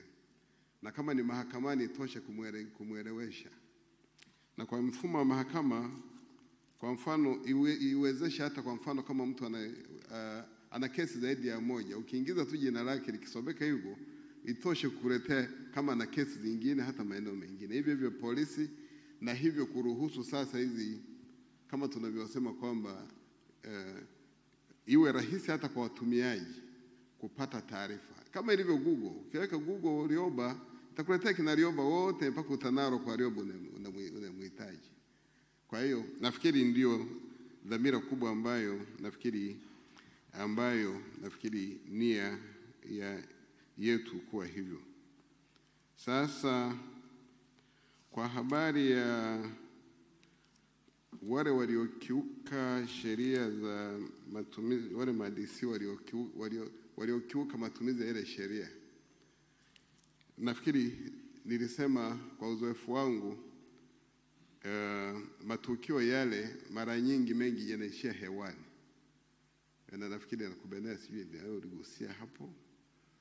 Sasa kwa mujibu wa mifumo yetu ya kisheria, kila lalamiko lazima liwe na mwenyewe. Ili lipate ili authentic, liwe la ukweli, liweze kupimwa. Baadaye kama kuna namna ya tafifu fidia ijulikane. Kwa hiyo tunaposema elimu mojawapo, mwananchi yote akishajua haki zake, ni rahisi kujua kiwango cha mtu aliyekiuka masharti kama ni ya kisheria au ya kiutaratibu. Unapotaka kushughulika kwa mfano na mkuu wa wilaya kwa mfano, si tu kwamba utaenda mahakamani moja kwa moja. Kuna secretariat ya maadili, nafikiri wote mnaisikia, ambayo ile ingetosha kwa mfano kama mtu mwenye lalamiko akapeleka kule, wale wanafanya uchunguzi. Na wakishafanya uchunguzi, mnajua kwa mujibu wa ile sheria ya maadili ya viongozi wa umma, maana yake lazima itaenda kwenye appointing authority. Na yule wapo wengi wameshatenguliwa. Nafikiri sasa Mheshimiwa Rais anapotengua kwa mfano uteuzi wa kiongozi, hata kama haiwekwi hadharani, lakini kwenye mamlaka yake ana vitu vingi. Yawezekana hana kosa kabisa, lakini ameona anataka kuweka mtu mwingine afanye vizuri zaidi. Lakini inawezekana kuna dosari fulani. Na kwa hiyo kwa sababu hizi zinakuwa ni taarifa zinakuwa mahususi, ndio maana nikasema kwamba mifumo yetu kweli haiachi ombwe, isipokuwa utekelezaji wake na watu kukosa elimu. Sasa aliyeuliza kwamba endapo wale walipofidia, nafikiri is too personal, kwa sababu lazima urudi ujue kama linaangukia kwenye sheria ya madhara, unlawful confinement kwa mfano. Lazima kuwe na uthibitisho. Lazima atakuja kama ataamua kwenda mahakama ya madai, lazima quantify. Sheria ya madai sasa nayo inakubana, order 1, order 2. Unapotaka kwenda mahakamani lazima ujue unaenda dhidi ya nani na unaenda kudai nini na upate remedy zipi. Kwa hiyo nilifikiri hili labda niishie kwa kiwango hicho. Kulikuwa na hili la pre-bargaining. Sasa pre-bargaining, ningefikiri hili eneo kwanza lieleweke vizuri. Ni bahati mbaya, mambo mengine ni mapya sana. Nchi zetu hizi tunatumia common law, yani tumerithi sheria za Mwingereza. Lakini ulimwengu kokote, ulimwengu umeendelea kubadilika, civil law na common law kuingiliana. Na tumefika mahara sasa unakuta kuna matumizi mengi wote. Tuna offer ya less offense of manslaughter. Hayo ni wakili wa utetezi, anatoa offer yake kwa upande wa jamhuri. Jamhuri wakati mwingine nasema huyu mtu ameshakaa muda mrefu, yawezekana na mashahidi labda itachukua nini ikikubali. Sasa mambo mengine yanakuwa ni ya kisheria sana. Kifungu cha 192 kina masharti hayo. Sasa pre-bargaining kwa mfumo tulionao za American practice ni ya watu wanaamini kwenye realism, ambao wao walitangulia zaidi. Kwa hiyo ndio yakaja sasa yakafanywa haya mabadiliko ya sheria ambayo yakafanya marekebisho kwenye kifungu cha 192 mwaka jana na mengine. Sasa na bila shaka mmeona tulipoanza huu utaratibu kwa miaka hivi karibuni, ilianza bila kanuni. Na upande wa mashtaka na wao hapakuwa na kanuni, ila walianza kwa miongozo. Kwa hiyo ilikuwa wale wote wenye kutaka kukiri wanamwandikia mkurugenzi wa mashtaka. Kwa nini? Kwa mujibu wa katiba ibara 59B kubwa, kuanzia 1, 2, 3 mpaka 5, imempa dhamana ile na misingi ya namna kutumia mamlaka yake. Sasa tume kufuatia malalamiko yaliyokuwepo, bila shaka mlimsikia Mheshimiwa Rais tarehe 31 Januari akisema hili nalo mkaliangalie. Na tume sio kwamba haijaliangalia. Tunaloliona wakati mwingine ni kama watu walitaka kuja na matokeo hapa, kwamba huyu ashtakiwe. Hii sio tume ya kushtaki watu. Hilo la kwanza lieleweke. Lakini kwenye chunguzi siku zote tunaongozwa na sheria. Kama ni jinai ya kawaida, Criminal Procedure Act na imeweka utaratibu. Haya mambo yote ya kiuchunguzi, kuna kisheria inaitwa Commission of Inquiries Act. Sasa Commission of Inquiries Act yenyewe mara nyingi ripoti yake ikimaliza itapelekwa moja kwa moja kama ni DCI, kama ni rushwa na kadhalika. Kwa mfano tume ya Kipenka, hili ilianzishwa chini ya Commission of Inquiries Act. Kwa sasa tume imefanya kazi yake kwa kipengele Mheshimiwa Rais alichoweka kwenye hadidu za nyongeza. Imechunguza, nimewasikiliza wengi. Wakapofano wewe ulikuwa umehusika kwenye bargaining. Kuna hatua hizo 3. Pre-bargaining, yani kujadiliana, ni tendo huru kabisa. Wajibu wa mhusika ni kuomba muda mahakamani, tunataka tufanye majadiliano. Pre-bargaining. Mhusika mshtaki, mhusika mshtakiwa, wakili wake, labda na relative na wakili.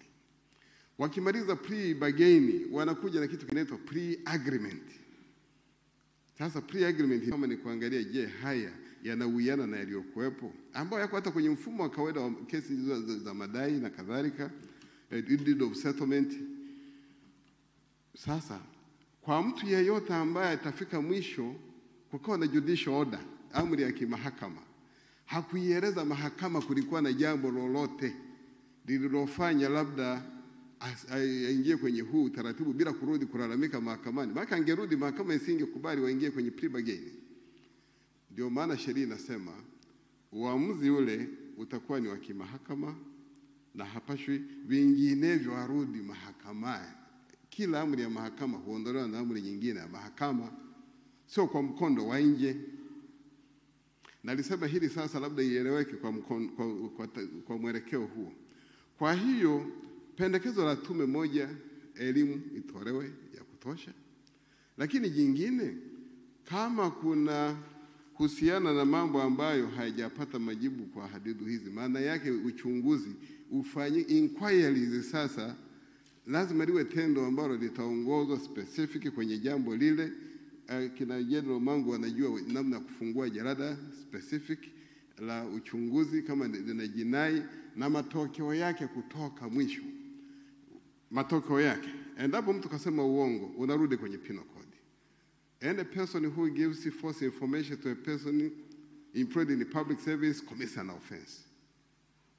Kwa hiyo kutoa taarifa ya uongo maana yake. Kwa hiyo hiki ambacho tume imependekeza, nafikiri ndio matumizi mazuri nafikiri ya sheria zetu na kutaka haki ibainike kwa mustakabali. Kwa hiyo inquiry ikifanyika, endapo itabainika kwamba kulikuwa na mahali mtu anastahili, matokeo yale yatakuwa specific kwa individual. Kwa hiyo ni case by case. Nafikiri hilo, nafikiri nilipenda la pre-bargaining nilieleze kwa mustakabali huo. Kulikuwa na nimesema kakangu, ndugu yangu kubenea hiyo ya wale wa lock-ups, kama ni unlawful, what is just ni swala la uthibitisho. Lakini malalamiko yaliyotolewa kwenye tume ni yapi? Kuna kipindi cha mpito ambacho uhalifu umetokea. Sasa kwa sababu kule polisi kata hawajawa kila mahala, hakuna kituo cha polisi, baadaye sasa anakamatwa na mlinzi wa amani ngazi ya chini, tunasema ni hawa maafisa watendaji wa kata. Kwa hiyo hawa watamzuia kwa muda, kuna wengine wanakalisha ofisini. Sasa udhaifu ulioonekana ni kwamba mengi yanafanyika bila hata hawasiliani na polisi. Ukirudi kwa kifungu cha 7 kinasema uhalifu wote ukifanyika lazima taarifa itoke, kama ni mamlaka ya chini baadaye peleke. Ndio, kwa hiyo kwa sasa ndio maana yale mapendekezo ni kwamba chochote kitakachofanyika polisi wajue, na yeyote anayekamatwa maana yake taarifa zake zifahamike, na ndio njia ambazo zitazuia. Na hivyo kama itatokea wakuu wa wilaya, wakuu wa mikoa, nafikiri mapendekezo hata tusiporudia sana ni hayo yameshakwisha elezwa. Swala la uteuzi wa hao viongozi ni swala la kikatiba. Amesema vizuri Mheshimiwa makamu mwenyekiti. Kwa hiyo hili hatuwezi kulijibia tofauti na katiba ilivyo kwa sasa. Lakini ambalo tunaweza tukalisema, kwa sababu tuna katiba, sio nchi inaongozwa bila katiba, na inaamini utawala wa sheria na misingi ya haki za binadamu. Wote hawa wateuliwa wana mechanisms za kuangalia wanatimiza majukumu yao. Akisha teuliwa chini ya ibara ile, mamlaka ya rais chini ya ibara ya 35 na 36, rais kuteua viongozi ambao kwa mujibu wa sheria au sheria katiba inamtaka ateue. Kama ni majaji, unarudi kwenye ule utaratibu wako kuanzia kwenye ibara 110 kwa upande wa majaji wa High Court na majaji wa Court of Appeal na kifungu. Unarudi kwenye sheria sasa ile ya namba 11 ya mahakama, ambapo kuna Judges Ethics Committee. Analalamikiwa kule kwa kutenda visivyo, baadaye itakwenda Judicial Service Commission, baadaye itakwenda kwa Mheshimiwa Rais, baadaye katiba imeelekeza rais afanye nini, ibara 120 na kuendelea. Maana yake itaundwa ile tume ya inquiry. Kama ni DPP, kifungu cha 29 cha National Prosecution Service Act nacho kimetaja akikengeuka na kwenda kinyume itakuwaje. Kwa hiyo sasa kama tutataka kubadilisha, kuchukua hiyo mwelekeo mwingine, hili sio sasa la kwetu. Ni swala nafikiri unaweza ukarizevu hoja zako zikaja vizuri kabisa kwenye ile mamlaka mamlaka inayoshughulika na mabadiliko ya katiba. Kulikuwa na swala liliulizwa hapa juu ya matumizi ya CCTV. Tanzania imekwenda hatua kwa hatua. Mwaka 2007 ndio mara ya kwanza tulibadilisha sheria ya ushahidi kifungu cha 40. Kutumia matumizi ya computer generated evidence generated from a computer.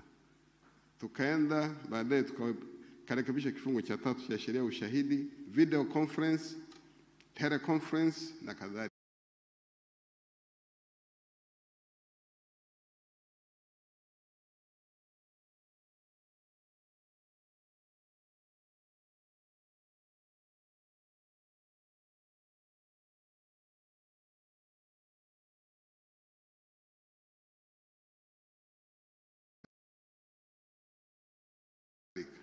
Kwa sasa unaposoma sheria kwa mfano CPA wa ubia na taasisi binafsi kushiriki, basi nazo ziruhusiwe. Lakini uzuri wake ni upi? Ni kuondoa sasa haya na walalamikiwa, nimeteswa, sijui nimefika wapi.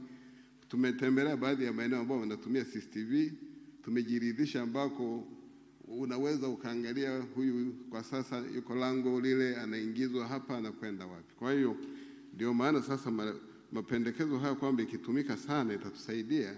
Nafikiri lengo ni kuhakikisha kwamba tuna mifumo ambayo hairuhusu binadamu mwenye dhamana kutumia vibaya madaraka yake. Kwa swala la adhabu ya kifo, nafikiri mapendekezo haya bado tunasema ni makubwa, yazingatiwe kwa sababu yatabadili ukurasa. Law Reform Commission, tume ya kurekebisha sheria, imekwisha kufanya utafiti mara nyingi na bado hui inagota pale pale Watanzania wanataka nini. Lakini vile vile unaporudi kwenye ule uhalisia, nini kinatokea kule. Kwa hiyo kwa ufupi naweza nikasema kwamba tuelewe, mtu anapotiwa hatiani na mahakama kuu ambayo ndio ni dhamana ya kusikiliza shauri, ndio itatoa hiyo adhabu. Kwa sasa kuna mapendekezo jaji anayesikiliza asifungwe kufikiria adhabu moja. Inawezekana asitoe hiyo akatoa nyingine. Lakini endapo atatoa ya kifo, maana yake bado itakwenda mahakama ya rufani. Ni haki ya kisheria ya mtu kukata rufaa mahakama ya rufani.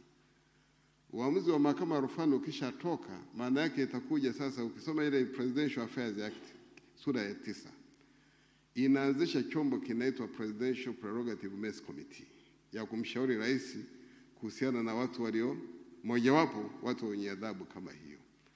Sasa Mheshimiwa Rais lazima apate mfumo wa kisheria wa kumwezesha kufanya maamuzi.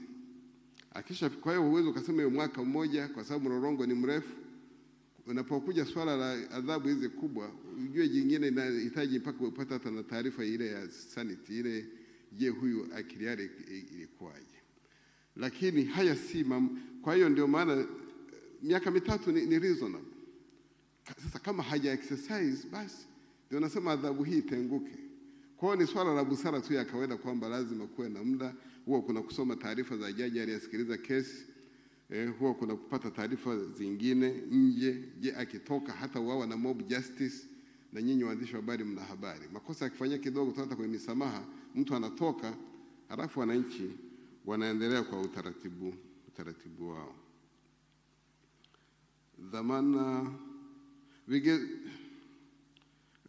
dhamana kuwa dhana ya mateso, nafikiri tumesema ikishatungwa sheria ile ya dhamana, moja itajaribu kuweka yale masharti ya kueleweka na kwa lugha nyepesi. Sasa mengine nyie mko Dar es Salaam.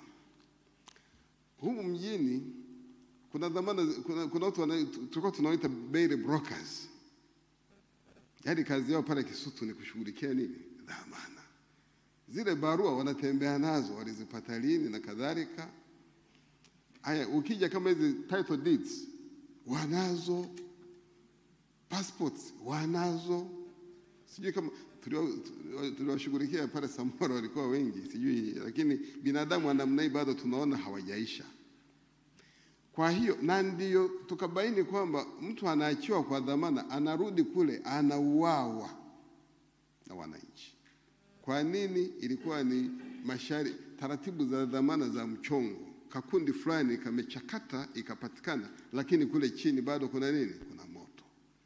Sasa mifumo hii ya kitehama, ukomo wa upelelezi unaendana na ile maboresho makubwa yanaendelea mahakamani, kesi kusikilizwa ndani ya muda fulani. Kwa hiyo ninaamini hii kama mapendekezo haya yataungwa mkono na yakafanywa kazi, naamini yatatoa hapo. La mwisho labda nijaribu, lakini wenzangu waendelee, ni hili la mtu anayetoweka au mtoto, kama mtoto ambaye dada unamsema. Kuna kitu kwenye sheria ya Criminal Procedure Act, nafikiri kifungu cha 390, kinaitwa habeas corpus. Unafungua mashauri, maombi yako Mahakama Kuu kutaka aliyemkamata amlete mahakamani. Kwa sheria zetu zina mara nyingi yao yanafunguliwa haya maombi. Kwa hiyo sio kwamba sheria zetu ziko kimya, na amini mengine elimu. Sasa la wanahabari, nashukuru rais wa wanahabari yuko hapa. Nafikiri lengo la nchi hii ni kuwavumilia wanahabari kama mnavyovumilia na nyie mengine, lakini muingie sana kwenye uweledi, kwa sababu mna baraza, lakini mna ile accreditation inafanyika. Ninaamini ukweli hizi forums zenu zingekuwa na wakali sana, mngekuwa mnafyekwa sana, kwa sababu inakuja hoja kwa mfano ya kutoa leseni na masharti haya.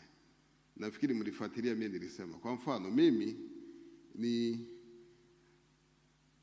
yani habari ya kuhuisha, ukisha kuwa professional kubali na masharti yake. Mimi bado nimeretain membership kwenye International Prosecutors Association miaka 18 sasa, na nalipa ada. Lakini vile vile ni member wa Commonwealth Magistrates and Judges Association, individual member, na nalipa ada. Lakini kwa nini? Kuzidi kujinoa. Kwa hiyo ambacho tunafikiri mwe na mchango mkubwa katika haya, na hata hii taarifa nafikiri kwa mfano nilipoona ile bail ilivyoandikwa jana la pre-bargain, kwamba tume yamtupia yamrudishia zigo Mheshimiwa Rais, nikajiuliza zigo lipi, kwa sababu hayo yaliyobaki yanahitaji special inquiry. Ni kama kila mgonjwa sasa aone na daktari bingwa wa kujua hatima yake, kama ni surgery na kadhalika. Kwa hiyo haya mengine ni ya kawaida, lakini kubwa kuna aliongelea habari ya uchochezi. Hayahitaji sana, someni taarifa za Rwanda, mchango wa wanahabari na vyombo kwenye genocide. Kabla hujaandika kitu jiulize kinaongeza thamani ipi? Kama ni uchochezi, nani ataumia? Hakuna atakayesalimika, nafikiri, sio? Ya Mheshimiwa Makamu Mwenyekiti, nimejaribu haya, kuna mengi bado, wenzangu muendelee.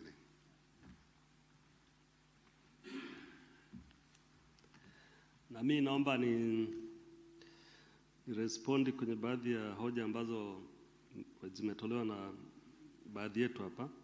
Mimi natoka mwisho kwenda mwanzoni.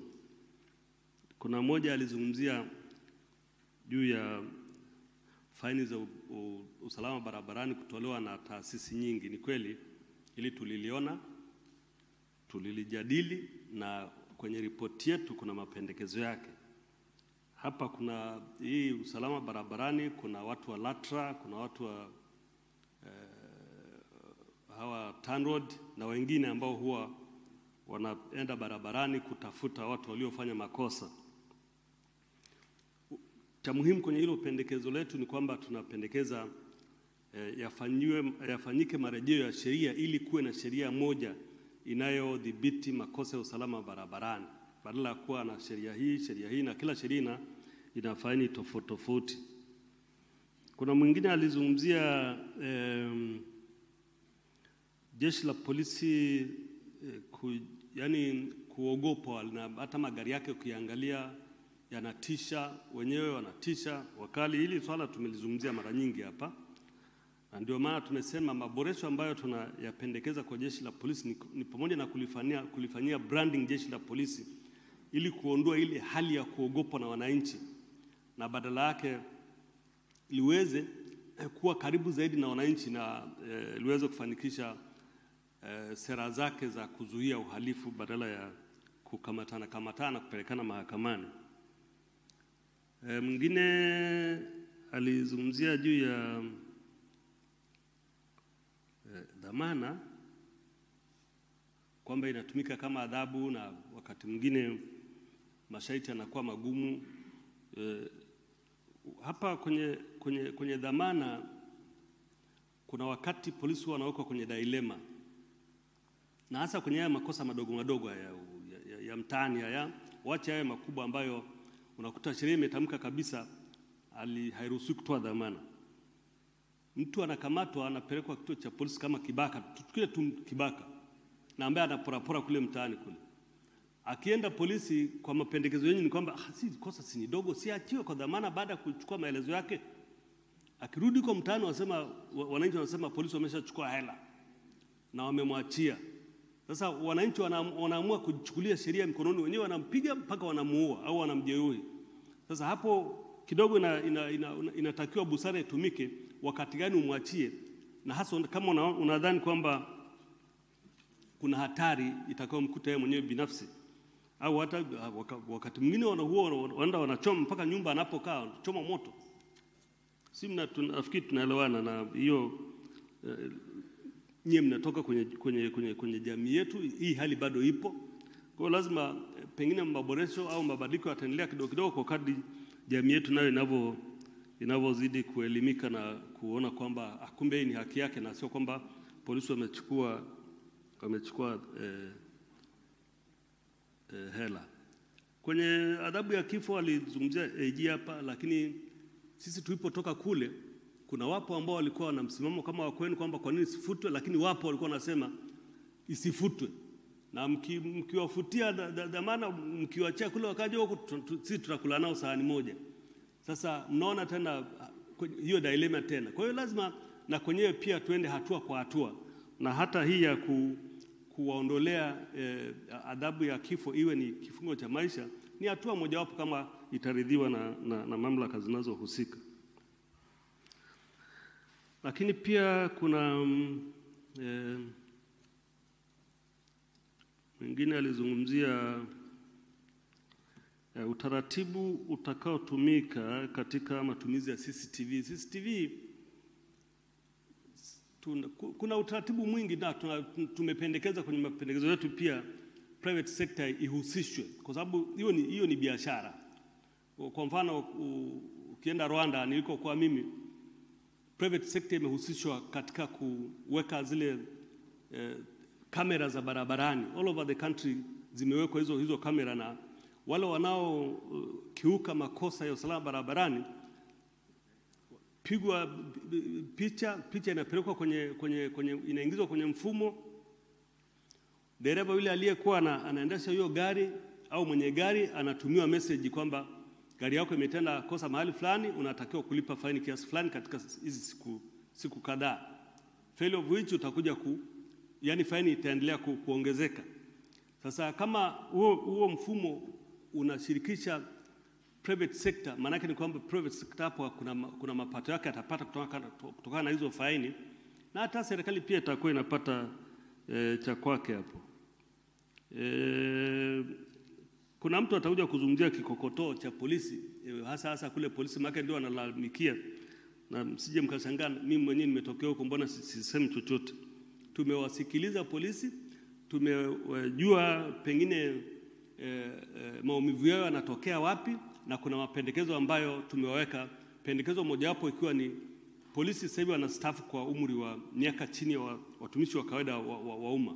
Wengine nafikiri 55, wengine 50, hawafiki miaka 60. Sasa mwenye kuwa na kuondoka akiwa na miaka 50 maana yake ni kwamba ule muda wa kutumikia unakuwa ni mdogo ukilinganisha na aliyeondoka na miaka 60. Sasa ukija kuchanganya na kikokotoo ambacho kinakokotolewa kutokana na ile miaka michache, kinapunguza zaidi zile hela zake za mkupuo. Kwa hiyo kwenye tumependekeza kwenye ripoti yetu, tumependekeza kwamba polisi hawa wa rank and file na wenyewe waende mpaka miaka 60 wastaafu, alafu waone mafao yao yatakuwaje. Nafikiri kwa kifupi hayo ndio ambayo niweza kutolea ufafanuzi, labda kuna mwingine ataendelea. Samahani, kulikuwa na mmoja na hisi linakuhusu balozi, utitiri wa vyombo usalama barabarani. Aliuliza chombo gani kinahusika kusimamia usalama barabarani? Nimelisema ndio ilikuwa jambo la pili kulielezea, na la pili au ndio ilikuwa la kwanza kabisa. Nimesema kwamba ni kweli hilo tulilipata kwenye malalamiko ya wananchi, na ndio tukabaini kwamba kuna hii idara ya usalama barabarani ya polisi, kuna LATRA, kuna TANROADS na hata TARURA. Nafikiri wengi tu ambao unakuta wanafanya shughuli zao barabarani wakikamata magari kwa makosa yale ambayo yanahusu magari yanayopita barabarani. Na tumesema pendekezo letu ni hizo sheria zote zifanywe marejeo ili tuwe na sheria moja ambayo sasa itadhibiti mwenendo wa magari barabarani, na hata kama kosa ni la pengine mwendo kasi, basi tuwe tunajua tuna faini moja kuliko ilivyo sasa hivi. Kwa polisi wanatoza 30,000, lakini ukienda LATRA inafika mpaka 200,000. Kwa hiyo kulikuwa na huo mkanganyiko, na ndio hayo mapendekezo kwenye ripoti yetu. Asante sana.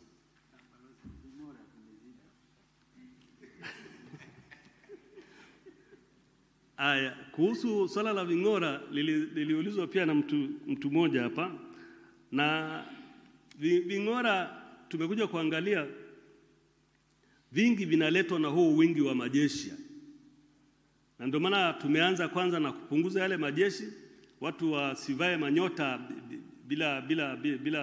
bila sababu, na waende tu kwa utaratibu wa kawaida. Na mambo mengi haya sasa yatajadiliwa kwenye utaratibu wa utekelezaji kama alivyoeleza Mr. Wahariri hapo. Huko ndiko tutakutana sasa na hawa watendaji, tuwaulize na tuwaambie hii hapana, alafu tukitoka hapo tunakubaliana kwenda kutekeleza yale ambayo tumekubaliana. Na of course hiyo utekelezaji huu utakuwa unasimamiwa na Chief Secretary, na tuna uhakika mambo yatabadilika tu. Asanteni sana.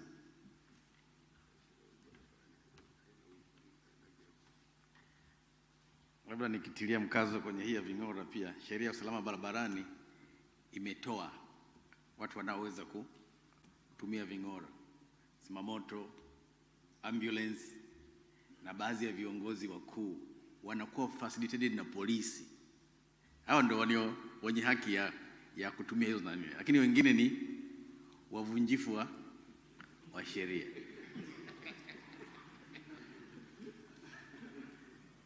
Sasa jambo moja liliulizwa ni kuhusu kutumia namba moja ya utambulisho.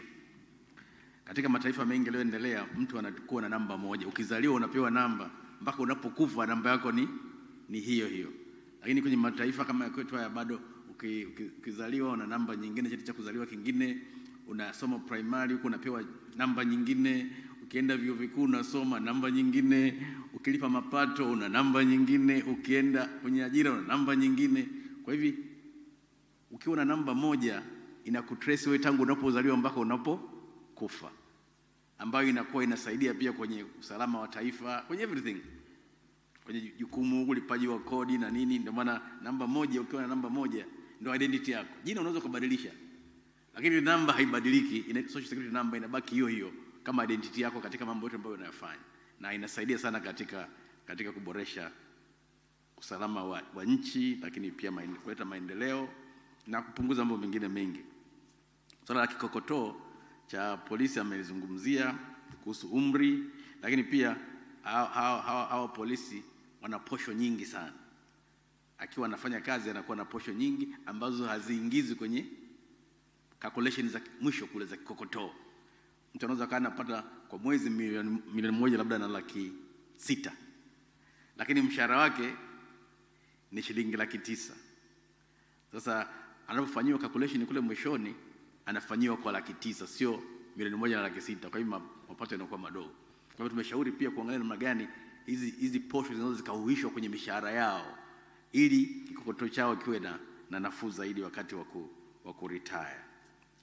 Swala la demokrasia na utekelezaji wa mapendekezo yetu. Demokrasia ni level ya maendeleo. Sisi tunaamini kabisa level ya maendeleo tuliofikia hivi sasa inaruhusu kabisa haya marekebisho ambayo tumependekeza yafanyike kutokana na hali halisi ya mazingira yetu. Wakati mwingine watu tunafikiri kwamba kwa sababu wanataka katiba ni reflection ya level ya maendeleo ya taifa, na sio lazima. Mnacheki kule Marekani kwa mfano, watu wengi wanafikiri Marekani kuna separation of powers, lakini unajua speaker wa Senate ni nani? Speaker wa Senate ni makamu wa rais, anaitwa mwenyekiti, lakini ni makamu wa rais wa Marekani ndio speaker wa Senate. Na kukiwa na issue ambayo ni very sensitive kwa serikali, atakwenda kuchair in person, lakini otherwise amedelegate tu kuacha watu wengine wachair. Kwa hivyo separation pia ni relative kulingana na mazingira. Wao waliona kwamba kule japo bunge ni separate, lakini inapokuja mambo muhimu yanayotaka voting ya Senate na Congress, then speaker kule ni makamu wa rais au mwenyekiti wa ile. Mmeona pia uchaguzi wa Al Gore na Bush. Mmeona pia uchaguzi wa Trump. Ile ni demokrasia na katiba iliyokomaa kwa miaka mingi, lakini changamoto ziko pale pale. Na haya tunayojua tu ambayo ni ya ujumla. Kwa hivyo katika nchi yetu pia level tuliofikia, haya mabadiliko mimi naamini kabisa yanaweza yakafanyika kwa uzuri kabisa na tukaenda vizuri. Na jambo jingine labda hilo la separation la kupeleka bungeni kupiga kura, na lenyewe pia linakwenda na level ya maendeleo. Unajua unamteua jaji anakwenda kuwa approved bungeni. Inategemea tu bunge limekuwa formed na chama gani. Kama majority ni wa chama kile kile, watapitisha tu. Inakuwa tu na value pale ambapo kunakuwa na nusu. Yaani wabunge wa opposition wako nusu na wabunge wa chama tawala wako nusu kwa nusu. Ndio inafanya kazi iliyokusudiwa. Lakini wakati mwingine katika mazingira ya kwetu inaweza kukwamisha kila kitu. Yaani huko kwetu inaweza kukwamisha kila kitu ukifuata mtindo huo. Kwa sababu kama opposition wako wengi bungeni, wanaweza wakapinga mapendekezo yote ya rais. Kila inayokwenda yanakataliwa. Kwa hivyo siasa na level ya maendeleo vinaendana. Kwa hivyo haya mapendekezo tunayofanya sisi tunaamini kabisa kwa level ya nchi tulionayo sasa hivi tunaweza tukafika mahali pazuri bila matatizo yoyote. Jambo jingine aliuliza kuhusu kupotelewa kwenda polisi walimkamata mtu hafahamiki aliko. Ndio maana tumependekeza mfumo. Tukifanya mfumo huu wa tehama ambao mtu anapokamatwa tu rekodi zake zinaingia kwenye mfumo, watu wote wanajua kwamba yuko wapi kwenye system. Kwa hivyo itasaidia sana kupunguza changamoto hiyo ya taarifa ya watu waliokamatwa ambao taarifa zao labda hazijulikani. Kwa sababu kisha kamatwa ataingizwa kwenye mfumo, basi mambo yote yatakuwa yako wazi. Na kwenye dhamana nitaka kuongeza kitu kimoja tu. Pendekezo moja wapo linazungumzia swala la zile kesi ambazo zitakuwa hazina dhamana. Lakini tumependekeza kuwe na ukomo wa upelelezi kwa kesi za mahakama kuu. Kwa hivyo ukomo wa upelelezi ule, kama ukomo wa upelelezi umeshafika na mtu bado hajapata kesi hajaanza, then mahakama inaweza ikatoa dhamana kama Zanzibar wanavyofanya. Kama ule muda ukishafika, ukomo huko wa upelelezi, kama upelelezi haujakamilika, basi yule mtu ana haki ya kupewa dhamana. Kwa hivyo swala la dhamana tumeliangalia kwa upana sana. Asante mwenyekiti.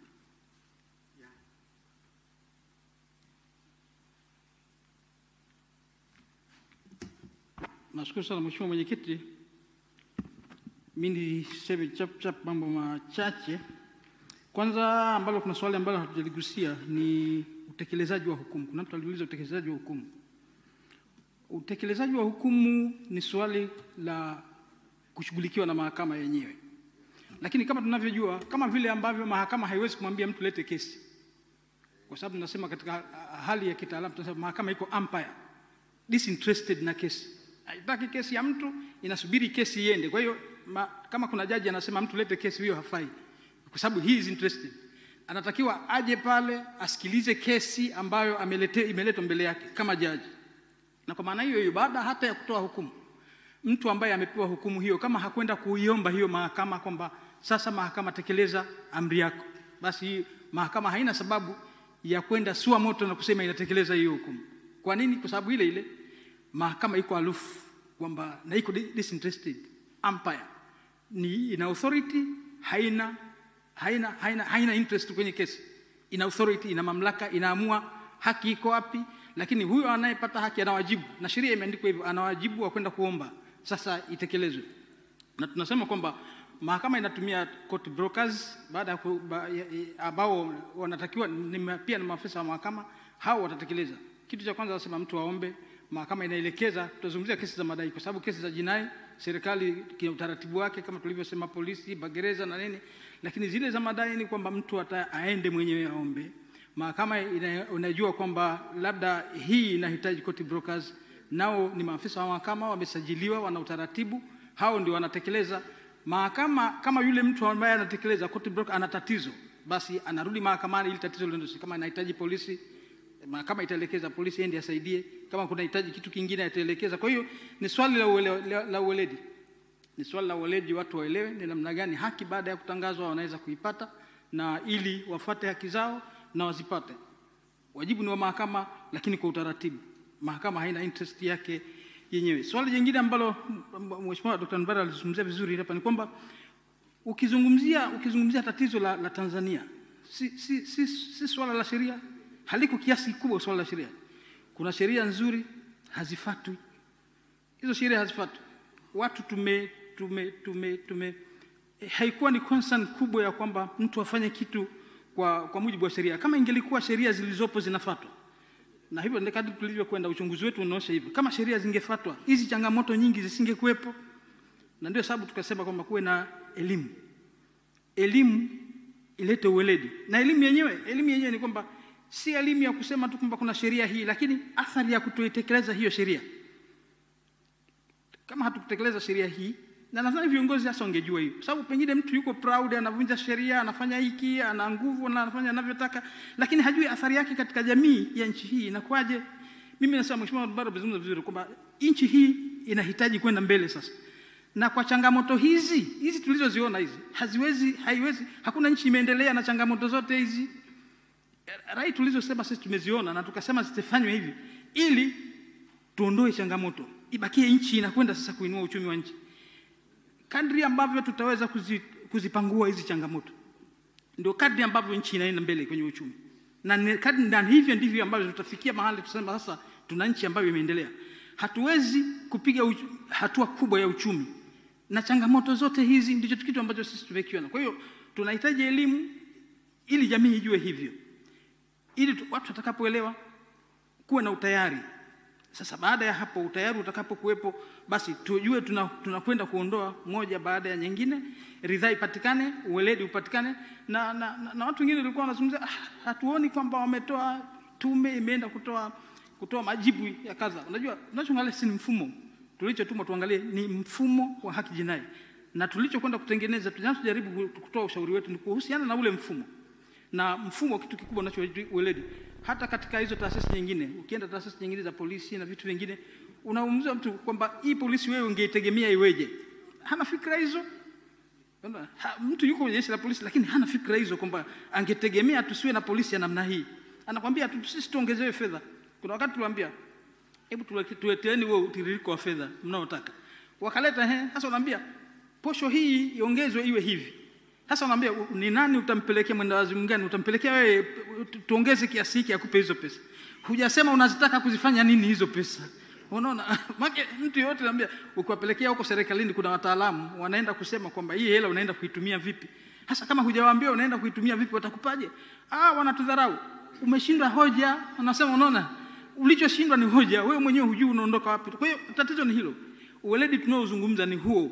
Kila mtu ambaye anapewa kitu cha kufanya ajue kwamba kile kitu anakifanyaje na kitaiondoa vipi nchi kuelekea mahali pengine. Serikali ni sisi ambao tunayo mamlaka. Kama wewe umepewa mamlaka fulani, hiyo wewe ndio serikali. Haitakuwa kama ni swala la polisi. Rais mara nyingi anachojua ni kero tu ambazo zinakwenda kwake, lakini hawezi kujua polisi ianze vipi iende vipi. Na hilo ndio changamoto ambazo tulizozipata. Kuna vitu vingi tumesema kwamba hivi viende ndani, kwa sababu hatua nyingine ni kukaa na wale watu tukawasaidia kuonoa ile mindset yao kwamba polisi siku zote inaweza kuwa ni lazima kupiga watu, kuwaonea, kuvunja miguu na vitu vingine. Sio lazima, lakini hiyo ni mindset ambayo tunakaa nao, tunawashauri, lakini utaratibu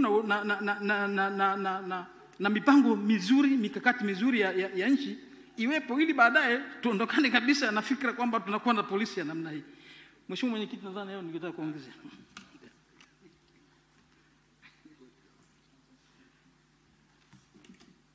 Asante sana, niwashukuru wajumbe wa tume. Lakini zaidi nikushukuru Dada Zuhura kwa kuandaa hafla hii. Niwashukuru sana wahariri na wote ambao mmekuja. Mimi naomba tuondoke hapa na kitu kimoja, elimu. Kuna watu wengi wanakosa haki kwa sababu hawajui. Na nyinyi vyombo vya habari ni mkondo wa kuelimisha jamii. Nimezungumza hapa habari ya traffic. Sheria ile ya traffic inasema nani mwenye haki, lakini siku hizi kila mtu anaweka king'ora kwenye gari yake. Sasa elimu. Na ninachoomba tu ni kwamba mmetusikiliza vizuri, elimishe jamii sawa sawa. Nafikiri mnamfahamu Denzel Washington. Aliwahi kusema, if you don't read newspapers, you are uninformed. If you read them, you are misinformed. Narudia, anasema, na hiyo nazungumzia magazeti ya Marekani wala sio hapa kwetu. If you don't read newspapers, you are uninformed. If you read them, you are misinformed. Mimi naomba mkawa inform correctly, wasiwe misinformed. Asante sana.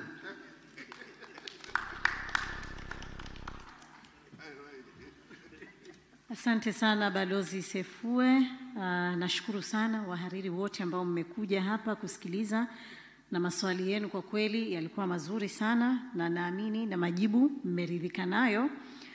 Uundwaji wa tume hii nakumbushia tu kwamba ni mwendelezo wa falsafa ya Mheshimiwa Rais Samia wa R zake 4 ambazo kuna maridhiano, mabadiliko ambayo ndio yanafanyika sasa hivi, ustahimilivu na kujenga upya taifa.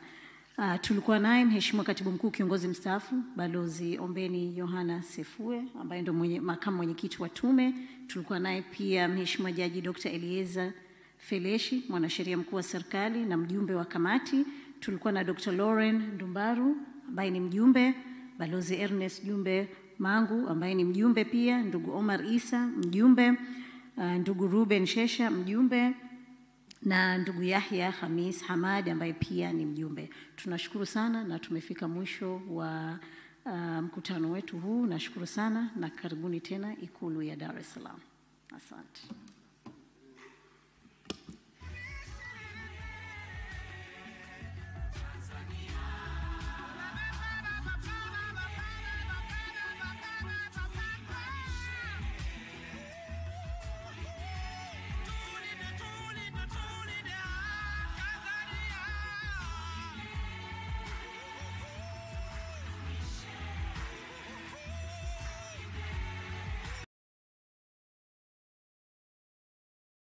Ila isipokuwa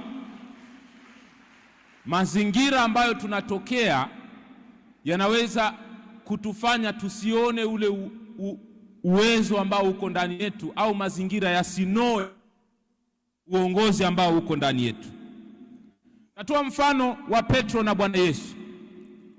Petro alikuwa ni mvuvi tu fulani wa samaki, mwana hajaenda shule, na maisha yake yalikuwa ni, unajua, maisha ya wavuvi namna. Lakini siku moja alikutana na bwana mkubwa, akamwambia, from today on the fisher of men and not the fisher of fish. Akaanza kumfundisha. Wakatembea na Petro kwa miaka 3. Mwana kijiji ambaye alikuwa hajaenda shule ghafla akabadilika, akawa ni mtu ambaye alikuwa na uwezo wa kuzungumza mbele ya magavana, mbele ya wanasiasa wa kipindi kile. Wale watu wakastaajabia, wakasema, je, hawa sio watu ambao walikuwa hawajaenda shule? Lakini tazama namna ambavyo wanasema, kwa sababu tayari walikuwa wameshapata mafunzo, wameelekezwa na mtu ambaye alikuwa bora zaidi. Lakini kama ungemkuta Petro kabla hajaonana na bwana mkubwa, ungeweza kusema kwamba sio kiongozi. Lakini Petro ndio mtu ambaye aliachiwa kundi na Bwana Yesu, anaambiwa hivi, Petro, feed my sheep, tunza kondoo wangu. Lakini mwana kijiji tu, hata shule alikuwa hajaenda. Why? Ni kwa sababu alifundishwa, alielekezwa. So anybody can be the leader akiwa kwenye the right environment. Naweza tukachukulia mfano wa mbegu. Mbegu hata ingekuwa ni nzuri namna gani, lakini ukiiweka kwenye simenti, unaweza ukaamini kwamba ile mbegu imekufa. Lakini mbegu ile ile ukaichukua, usiweke kwenye simenti, ukaipeleka kwenye udongo mzuri, ukaimwagilia maji, ukaitengenezea, ukatifuatifua ardhi, baada ya muda utashangaa namna ambavyo itakuwa. So the environment also determines the leadership potential and the leadership ability of a person. Kwa hiyo anybody can become the leader. Nije kwenye swali, sijui kama nimejibu swali lako inavyopasa. Swali namba 3. Have I answered your question? Okay, thank you. Swali la 3 nasema the challenges, changamoto zinazowakumba viongozi wa Afrika. Naweza nikasema hivi kwa unyenyekevu mkubwa kabisa, viongozi wengi wa Afrika ni mifumo ya ulimwengu ndio ambayo sana sana inawakaba koo. Wengi wao mifumo ya ulimwengu wetu sio mirafiki. Ile siku umeingia tu madarakani kama ni kiongozi wa nchi, unahitaji fedha, mikopo ya kuendesha serikali, kwa sababu serikali zetu nyingi zina budget deficit na kisi ya bajeti pungufu. Ghafla unaingia katika mitego ya watu wakubwa, IMF, World Bank, wanakupa masharti ya kufuata namna utakavyoiendesha serikali kama unataka hizo fedha. Kwa hiyo mifumo ukasema, mimi sitaki mambo haya, mimi nataka mambo kadhaa ya kusaidia wananchi wangu. Wanakuambia, if you are not with us, then you are against us. Hauko pamoja nasi, uko kinyume nasi.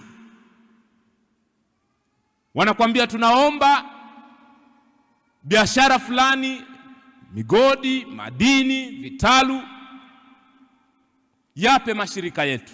Nao wanasema, mimi sitaki kuwapa mashirika yenu. Ndio walichofanywa wakina Omar Tarijos. Ndio kilichotokea kule Venezuela. Ndio kilichotokea Ecuador. Wanapata viongozi wanaotaka kufanya matakwa ya wananchi, lakini wanaenda kinyume na watu wakubwa, big boys. Ndio unashangaa wanaondoshwa madarakani.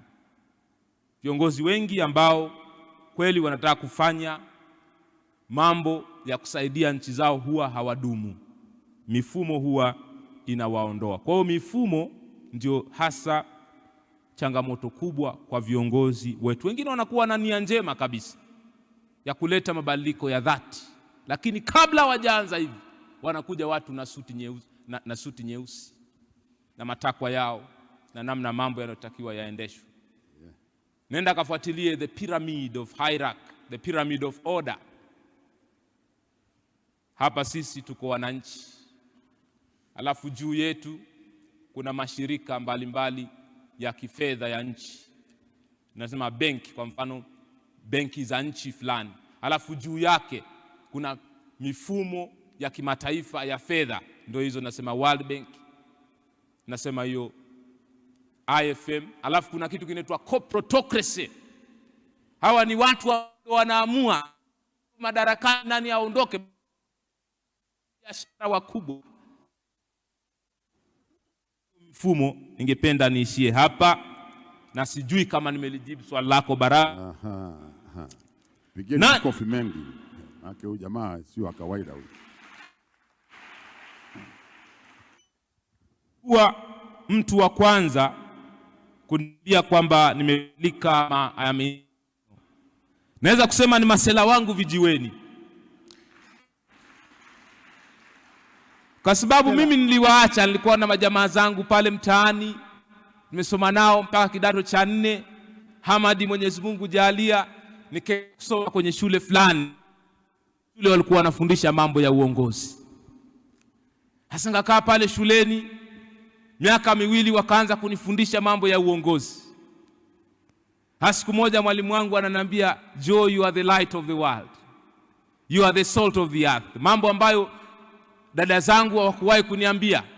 Mimi nimekaa pale nyumbani, hamna mtu amewahi kuniambia, Joe, you are the light of the world.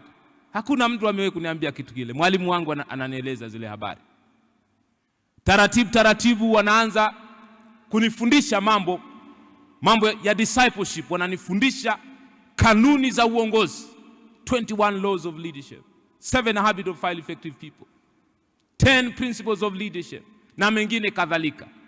By the end of 2 years nikarudi nyumbani kwetu, nimemaliza form 6. Watu wa kwanza kukutana nao ni masela wangu. Nakaa hivi kijiweni tunazungumza hivi. Msela wangu mmoja anaitwa, au jina lake sitalitaja, ananiambia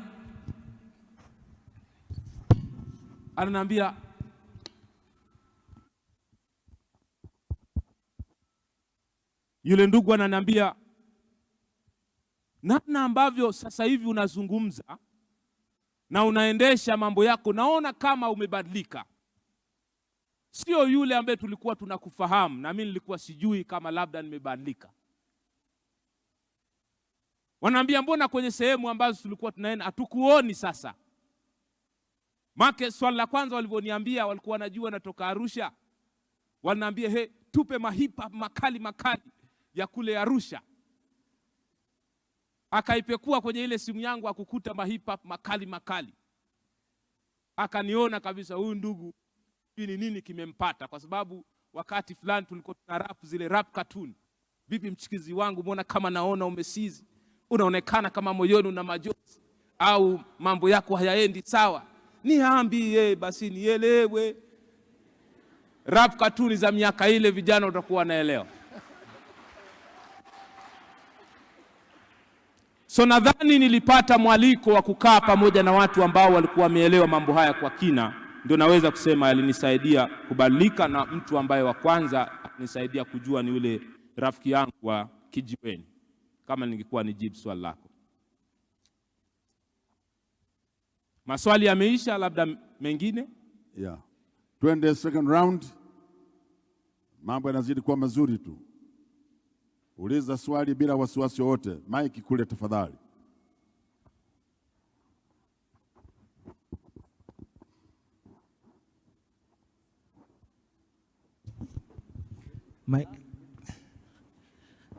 Wakati tunaangalia shida ya hiyo microphone ni nini, kuna mtu mwingine labda upande huu na swali?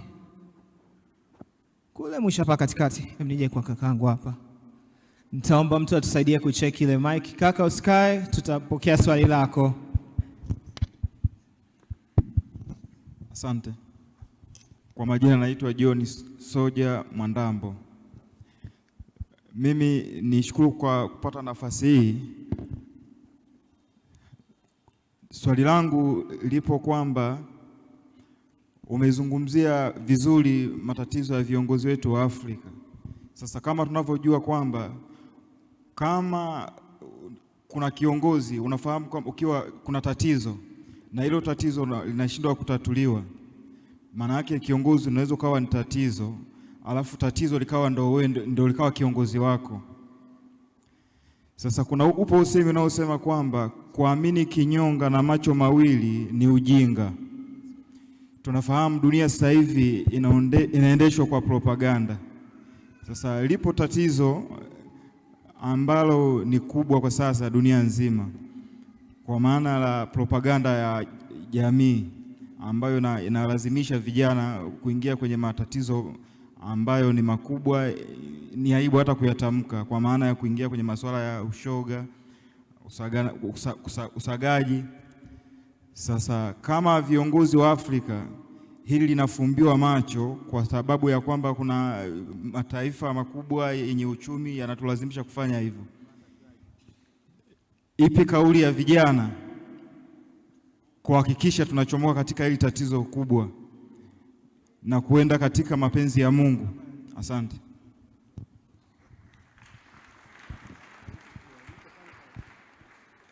Kuna swali lingine? Ngoja mimi nikuletee basi.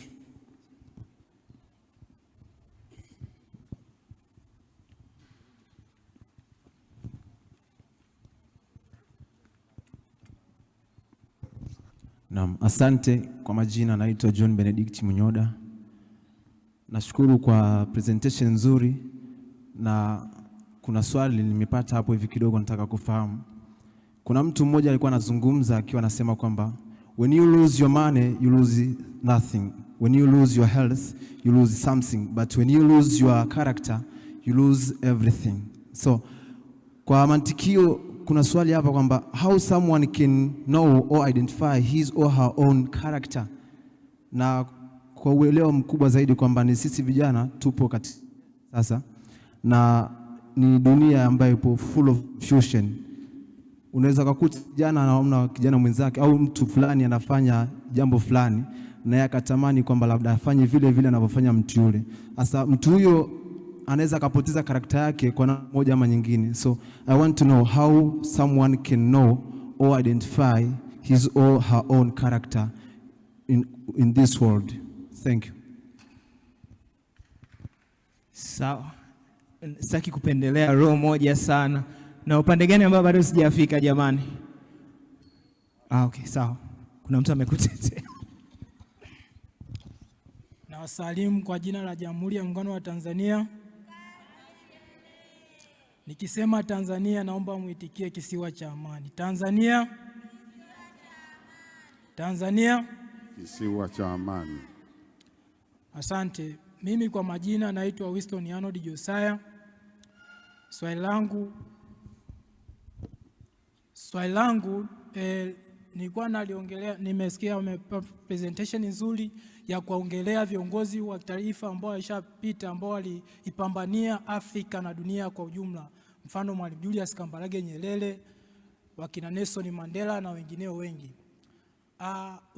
Mimi narejea kwenye swala zima la mapinduzi. Swali langu ni hili hapa. Je, tuendelee na mapinduzi kama yale ya yule Idi Amin Dada wa Uganda, au tuendelee na mapinduzi ya viwanda na uchumi? Asante.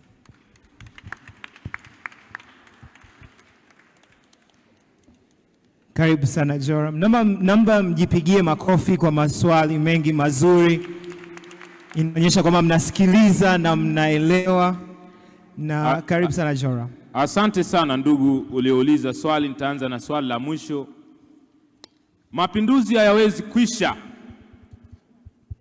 Mapinduzi kwa asili yake hayakuanzia duniani. Mapinduzi kwa kweli, mpenzi wa Mungu, yalianzia mbinguni. Na mwana mapinduzi namba moja alikuwa ni Ibilisi, Shetani. Ukisoma kwenye Ufunuo sura ya 12 na mtu mmoja anasema huyu ametunga huyu. Enda soma Ufunuo 12. Utakutana na hizi habari. Sasa unaambiwa Ibilisi yule akapiga kampeni kule mbinguni, wanataka waiangushe serikali ya Mwenyezi Mungu. na unaambiwa maandiko yanasema akawashawishi malaika theluthi. Unajua theluthi ni 1/3. Mimi nimesoma mathematics. Ina maana kama kule mbinguni kulikuwa kuna malaika milioni 60, yeye aliwashawishi milioni 20, sio kidogo. Akawapenyezea sera, naenda kuipindua serikali, tunafanya hivi, tunafanya vile, lakini mapinduzi yale ya kwanza yalishindwa, lakini yalitupwa huku duniani. Kwa hiyo kusema kwamba mapinduzi hayawezi kwisha, mwanadamu anapolitaka jambo kubwa lazima afanye mapinduzi. Kama una hali yako ya umaskini hauipendi, unafanya mapinduzi kusudi upate hali ya neema zaidi. Sasa mapinduzi kama ya Idi Amin si mapinduzi mazuri ya kuua watu. Lakini kama ulivyosema, lakini umejibu swali lako hapo hapo, tunahitaji mapinduzi ya teknolojia, mapinduzi ya kilimo, mapinduzi ya sayansi. Sasa hivi ulimwengu umeingia kwenye mapinduzi ya 4 ya viwanda na mambo ya nanotechnology, kutengeneza vimashine vidogo vidogo ambavyo vinafanya kazi kubwa. Wenzetu wameshahama, walianza mapinduzi ya kilimo wakamaliza, mapinduzi ya viwanda wakaenda nayo. Sasa hivi mambo ya automation wamemaliza, wanakuja mapinduzi ya 4. Alafu sasa hivi tumeingizwa kwenye mambo ya artificial intelligence. Sisi bado hatujamaliza hata mapinduzi ya kilimo, bado hatujamaliza, lakini tumeshaingizwa kwenye artificial intelligence. Lini tutafanya mapinduzi ya viwanda haijulikani ni lini. Lakini wenzetu walianda Uingereza kule, wametoka kwenye primitive communalism, walipotoka pale wakaja kwenye agrarian revolution, mambo ya mapinduzi ya kilimo, wakahama. Wenzetu wanahama, wanakuja kwenye teknolojia ya viwanda, wanaenda wanamaliza, wanaingia nyingine. Lakini sisi tumevuka kutoka hakuna, tumeshaingia kwenye artificial intelligence. Kiuliza watu wengi sasa hivi hata kwenye simu zao wameshaanza kutumia ChatGPT. Unamuuliza tu yule bwana anakujibu hivyo hivyo namna ambavyo unataka. Kwa hiyo lazima tuende na kasi hiyo ya ulimwengu. Mapinduzi hayo tunahitaji. Kwa mfano wenzetu, kuna nchi nilitembelea, nchi ndogo ndogo tu, hawafanyi kilimo kama sisi tunachofanya, lakini wao wamejikita kuzalisha suit. Zinaitwa non-knit suit. Hizi suit wanavaa kina dada, tunavaa sisi wanaume. Soko la suti duniani faida yake ni kubwa kuliko ungeuza mazao maarufu sisi tunayoyajua kama mchele, ngano, changanya mchele, ngano, changanya vegetables, avocado, changanya hayo makorokoro mpaka na cashew nut, korosho. Haziwezi kufikia pato linalopatikana kutokana na suti tu. Kwa hiyo wao wanasema acha hao wazalishe mazao, tunawauzia suti. Sasa hapo tujazungumzia mashine ambayo ndo soko kubwa kuliko hata la suti. Sisi tunatumia fedha nyingi sana za ndani kununua mashine na mitambo. Kwa hiyo lazima tuweke katika teknolojia, tufanye mapinduzi ya teknolojia kama nataka tuende mbele. Hakuna namna tunaweza tukapiga hatua pasipo kufanya mapinduzi hayo ya teknolojia. Kwa mfano, kuna baadhi ya mazao hata ungefanya nini, hauwezi ukapunguza muda wake wa kuzalisha. Kama gestation period ya mazao ni miezi 9, sana sana utakazoweza kupunguza, utapeleka bado kwenye miezi 6. Ndio utaweza kuvuna. Ukipanda nazi, unavuna baada ya muda gani? Hivi nazi ukiipanda unavuna baada ya muda gani? Sasa utakaa karibu miaka 10, miaka 20 unasubiria nazi. Lakini kwenye mambo ya viwanda, kwa sekunde moja watu wanazalisha pini milioni na milioni. Sekunde moja hivi watu wanazalisha pini milioni 1. Ndani ya lisali moja watu wanazalisha, unakuta kama kamera hizo za kutosha. Sasa wewe unaweza ukashindana kweli na watu ambao wanazalisha? Wewe unategemea kilimo miezi 3 ndio uvune. Kwa hiyo wenzetu wameenda mbali sana kwa sababu ya nini? Ya teknolojia. So mapinduzi ya teknolojia na yaunga mkono kwa sehemu kubwa sana. Sio mapinduzi ya Idi Amin. When you lose your health, when you lose your money, you lose nothing. You lose your health, you lose something. You lose your character, you lose almost everything. Yes, kwa sababu character is the backbone. It's like a backbone. Ni kama uti wa mgongo. Uti wa mgongo ukivunjika, hauwezi ukafanya kitu chochote isipokuwa kulala tu. When your backbone collapses, your entire body collapses. The same with your character. You mess up with your character, everything goes back to zero. Talents and ability can take you to the top of the mountain. Unaweza kuwa una muonekano mzuri, una vipawa, una karama, una akili. Hivyo vitu vyote vinaweza vikakupandisha kwenye mlima wa mafanikio. Lakini the moment you mess up with your character, ambaye character ndo tunasema the combination of many qualities: integrity, being trustworthy, being honest, sheria zile za asili, mtu mkweli, muungwana, simla rushwa, combination of all those, tunasema ndio character. Sasa unaweza uko juu kabisa ya mlima wa mafanikio, you mess up with your character, everything goes back to zero. Unaanguka chini kabisa. Kuna mwanamama yule wa South Korea, alikuwa ni rais yule, lakini alipatikana na kesi ya rushwa. Yule mama alitoka kutoka kwenye palace akaenda gerezani moja kwa moja, yani from the palace to the prison, kwa sababu ya rushwa. Akafungwa miaka 24. Umeona kwamba she messed up with her character and everything went back to zero. Jaribu kufikiri, you are a young person, you are smart, you are intelligent, you mess up with your character and you start to hang around recklessly. Unapata maradhi, unafukuzwa kazi, unakosa watu wa kukuamini, maisha yako yanapotea kabisa by one poor decision. Character ni kama vile a muscles, ni kama vile msuli. You cannot build your character in one day or in a week. Character is built for a long period of time. And character is revealed during difficult moments. Ni katika nyakati ngumu ndio watu wanapata kujua whether you have character or you don't have character. Kwa hiyo kama wakati mzuri wa kujua kwamba you have character or not is when you are faced with challenges and difficult moments. That's where you can tell whether you have it or you don't.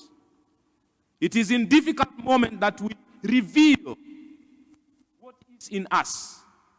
Wakati mwingine ukikuta chupa ya maji hivi, kunaweza kuwa kuna mchanga au kuna uchafu, lakini ikiwa imetulia hivi ni ngumu kubaini. Lakini ukiichukua ile chupa ukaitikisa, you will start to see impurities. Utaanza kuona particles. Hata hapa nimetikisa ya maji, lakini I can still see some particles of this water, the small particles. Kwa hiyo ndio hivyo. Ukiwa katika mazingira magumu ni ngumu sana, mazingira marahisi ni ngumu sana kujua kwamba you have character or you don't. But when you are faced with difficult moment, ndio tunajua kwamba you have it or not. Ni kama vile uongozi au tunasema cheo. Cheo hakikufanyi uwe kiongozi, ila cheo kina reveal, kinaonesha kwamba if you are a leader or not. Wanasema mvalisheni taji la uongozi tujue yeye ni nani. So once you wear the crown exposes you what kind of a person you are. So really character is tested in difficult moments. And we can see a lot of examples from the Bible. You read about the Hebrew boys, Meshach, Shadrach, and Abednego, when they were faced with challenges. Lakini wanamwambia mfalme Nebukadnezar, we want you to know, we are not going to bow down to your God. You can send us to the fire. We don't care. Tutupe motoni, haijalishi, we are not going to bow down to your God. Unaweza ukasema kwamba those guys, they had character. Mtu kama Joseph anapelekwa utumwani katika nyumba ya mfalme, angeweza kuteka advantage, lakini anamkataa yule mke wa Potiphar. Naweza kusema kwamba during that time Joseph revealed that he was a man of character. Anatupwa gerezani, but still he was peaceful. He was reserved. He was focused even in prison. Anakufanya kazi zake kwa uweledi mpaka anaonekana na kuwa mkuu, anakuwa mnyampara ndani ya gereza. Naweza tukasema Joseph was a man of character. Really character, you can lose everything but don't lose your character. Character is you. Character is what people say about you. Character is what you do in secret when nobody is watching you. It's the backbone of your body. Once it collapses, your entire body collapses. Sijui kama I have answered your question. Na ndugu yangu pale amezungumzia mambo haya ambayo yanakuja ya usasa, yanaitwa human right. So kama vijana, we must have a philosophy, a guiding philosophy that guides your life. According to me, the Bible is my standard. I follow the Bible and what the Bible says. Let people say what they have to say, but for me and my family and my household, the Bible is the standard. It has given the direction of what we should do. The do's and the don'ts are there in the Bible. Because it's the best book of information in this secular world. So if you are confused, go read your Bible, my friend. Go read your Bible. You'll get to know what to do and what not to do.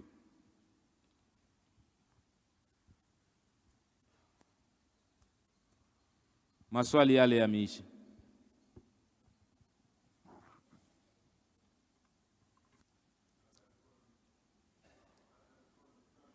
Na mitatu ya mwisho, alafu tuingie kwenye session nyingine. Tafadhali MC uko wapi?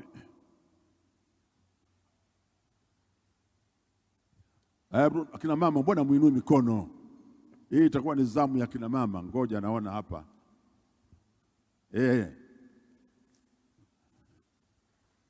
Binti, karibu. Asante. Kwa majina naitwa Irene Steven. Niko na maswali kwako Mr. Joram Mkumbi. Kwamba, how did you develop your leadership skills and how did you know your attributes, yani your potential in leadership? I'm hunting for young ladies. Let me see. Binti. Asante kwa nafasi hii. Mimi nilikuwa na swali. Kwanza nikireview kutoka kwenye maelezo ya presentation ya kwanza kwamba kila mtu anaweza kuwa kiongozi, lakini kutokana na mazingira anayoishi yanaweza kumzuia yeye kuwa kiongozi. Kwa hiyo nilikuwa na swali kwamba ni njia gani tunaweza tumia kumsaidia huyo mtu ambaye anatamani kuwa kiongozi ili kufikia ndoto zake za uongozi, kwa sababu mazingira yanamzuia kuwa kiongozi. Ya, naomba mnisamehe nihame huku nifanye haki, nifanye uwiano. Nataka kuna binti mwingine inua mkono, wale pale. Ye vijana wenzangu, tulieni kwanza kidogo, ngoja sikie sauti za Samia hapa. Wasije wakanishtaki kwa Samia ametubadia huyu, tukashindwa kupumua FC-ni. Thank you so much. We celebrate you, salute you because of your inspiration that aches our ear for motivation. But now I wish that whatever you talked about could go from just not only shallow to the deep end of the knowledge that cover the marginal bigger of the youth.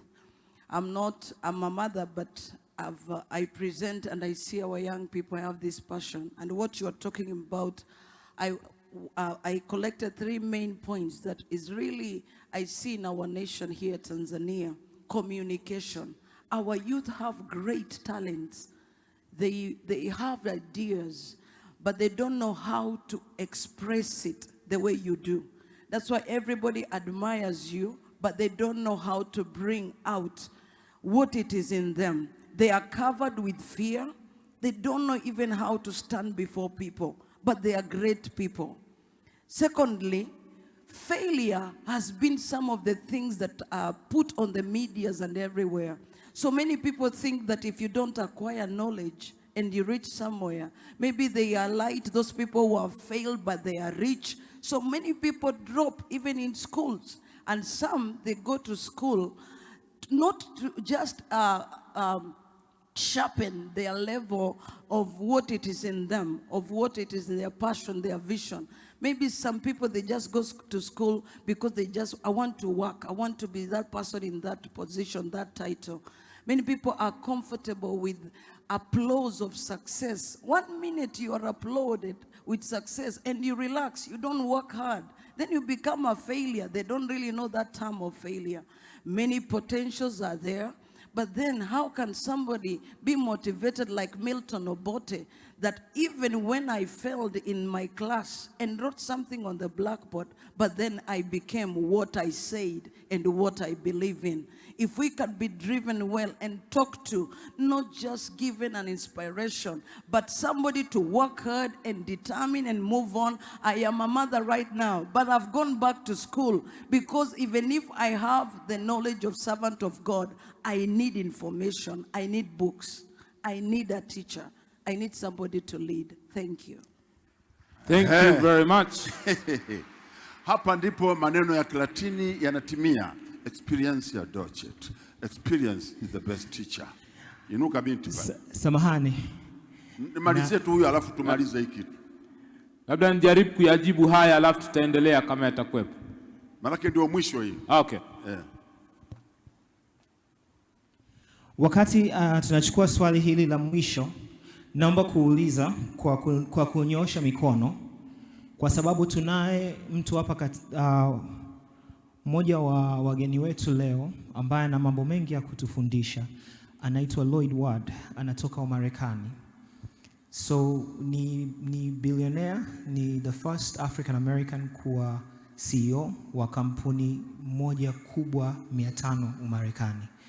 Swali, ni wangapi hapa ambaye akiongea kwa Kiingereza moja kwa moja atawapoteza kabisa? How many of you are... Yani number tu mnyoshe mikono tuwe clear, kwa sababu kama sioni mikono ina maana kwamba mimi nitamruhusu, ndio maana hamna haja ya mtu wa kumtafsiria, tunaelewa sisi wote. Kwa hivyo naomba kuuliza, kuna mtu ambaye kweli hii kitu ikiwa Kiingereza straight ni shida? Nyosha mikono. I say, haya. Basi tutajaribu kufanya mpango wa mtu wa kumtafsiria akiwa anaongea. Naomba tupokee hilo swali la mwisho, kwa sababu tunataka sasa kuwakaribisha watu waje stejini kwa ajili ya sehemu ifuatayo. Asante kwa nafasi. Kwa majina naitwa Vanessa Rutabana. Nilikuwa nataka kwanza ku-add kitu kimoja hapo. Brother Joram ameongea kitu kizuri kuhusiana na character inavyokuwa revealed.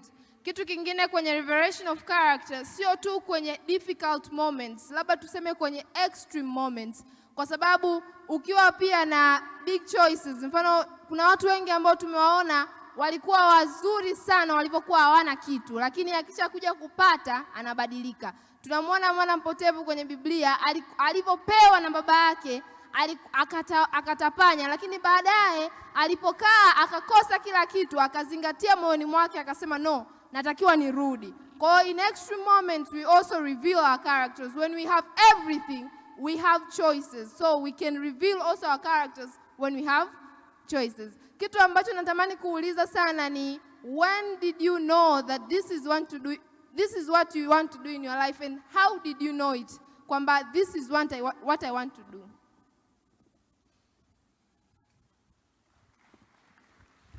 Mkuu. Sasa unaweza kurespondi kwa dakika, najua nitakunyima, lakini kujitahidi kwa dakika 3. Asante sana. Mimi nitaanza kwa kumappreciate mama kwa kile alichokisema. Amesema kitu kikubwa sana. Let us clap our hands for her. Thank you very much. Nimejaribu pia nisiishie tu kwenye kuzungumza. I have published 4 books on Amazon. If you visit Amazon, you can find all my 4 books there.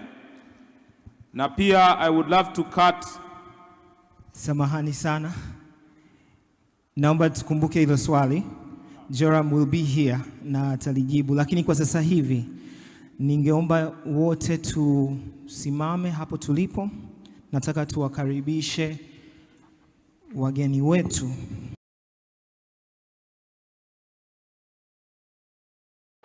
Please help me welcome our partner for the 16th Nelson Mandela Annual Lecture, Ntate Motsepe.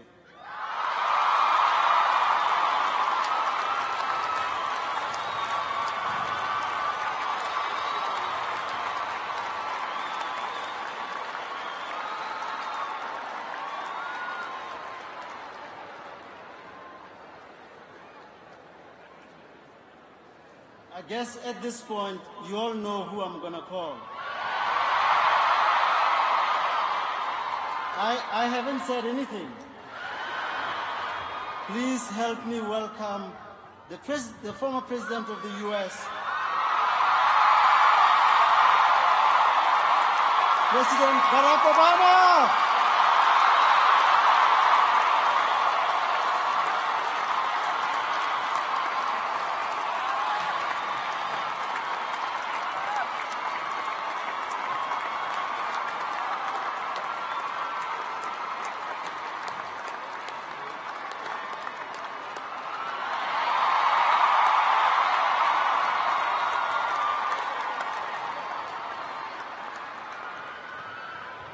Without sitting down, I would like us to please sing the national anthem of South Africa.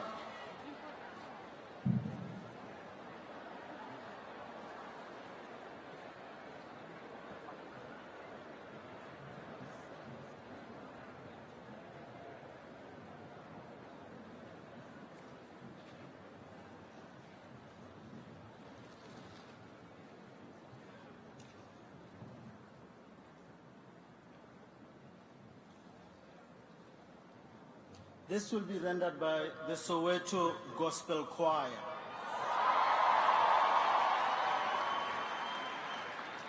I have to tell you that I tried to audition and they rejected me. And I'm still trying to sing for the Soweto Gospel Choir. So I'll still try, Prof. There they come.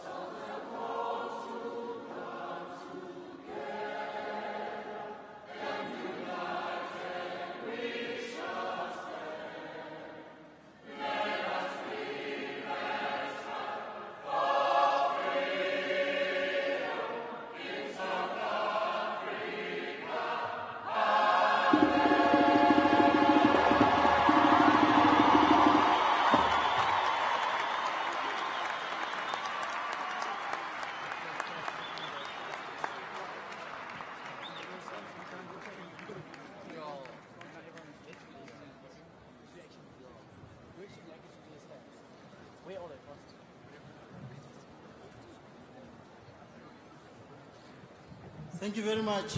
Soweto Gospel Choir.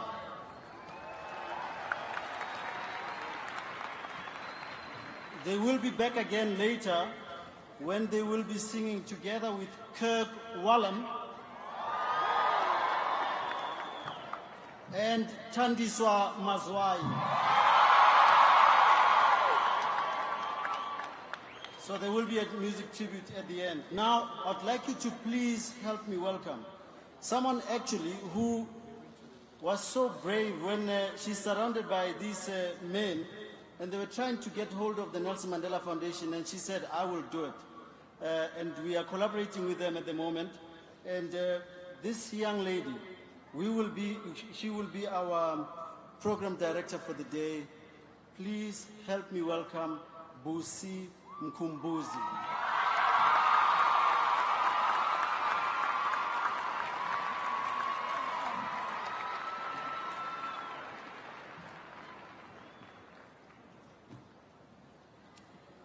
President Cyril Ramaphosa, President Barack Obama, Mrs. Graça Machel, Professor Njabulo Ndebele, Dr. Patrice Motsepe, and Mr. Sello Hatang. Your Excellencies, heads of states and government, past and present, honorable ministers, members of parliament, provincial premiers, mayors, and all members of government, leaders of opposition parties, veterans of the liberation struggle, former Nelson Mandela lecture speakers, business leaders, and leaders of faith-based organizations, political and social activists, members of the Mandela family, distinguished guests, fellow South Africans, and the world. It is an honor to stand before you today to celebrate the centenary of Nelson Rolihlahla Mandela.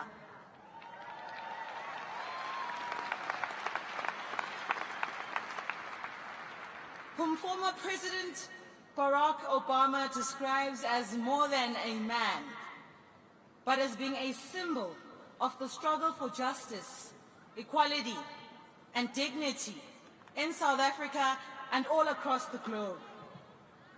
In 1994, the year of my birth, Madiba emerged as president of a democratic South Africa.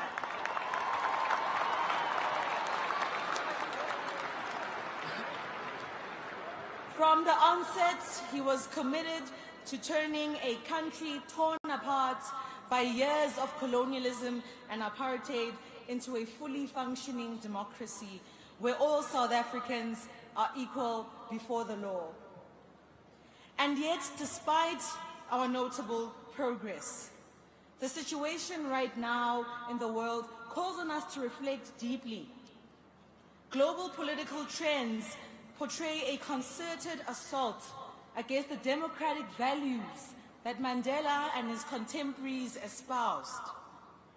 All over the world, there is a resurgence of racial and class exclusivity, of nationalism, and the maintenance of gross inequality through corruption and systematic greed.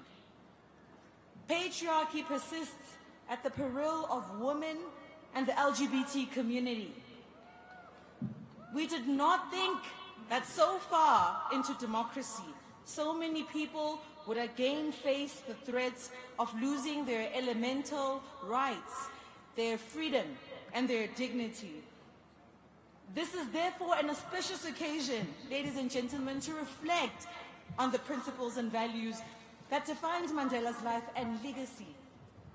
Principles such as tolerance, inclusivity, reconciliation, and the rule of law.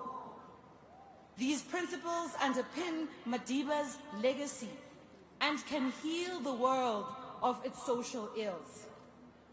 These principles also broke the political deadlock in the 90s, and I truly believe that they need to be invigorated in 2018.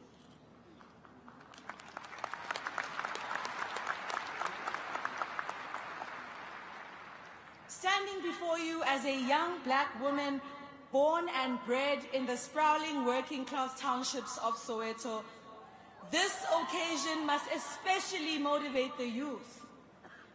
It must motivate them to take the forefront in the endless struggle to sustain livelihoods globally. During this centennial celebration of Madiba's birth, I encourage all dignitaries, institutions of government, business, and all fervent supporters of Mandela's legacy to put their weight behind the youth, who I believe are the true custodians of our future.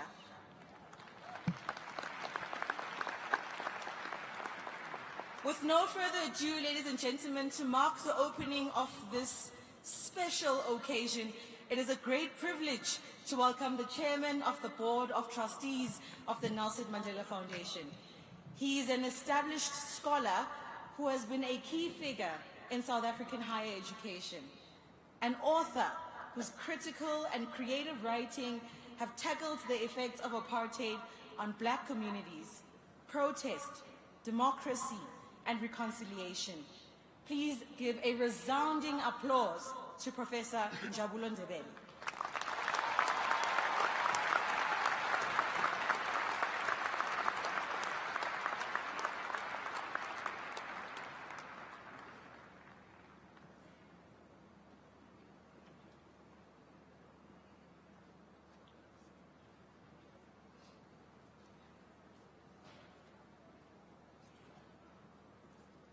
President Ramaphosa, President Obama, Mama Machel, Dr. Patrice Motsepe, and so many distinguished guests who out there who have graced our occasion with your presence. And ladies and gentlemen, all of you from far and near. On behalf of the trustees of the Nelson Mandela Foundation, I welcome you to the 16th Nelson Mandela Annual Lecture. Thank you for joining us in your numbers to remember Madiba on the eve of what would have been his 100th birthday, and for doing so by coming to listen to a lecture by an extraordinary leader, President Barack Obama.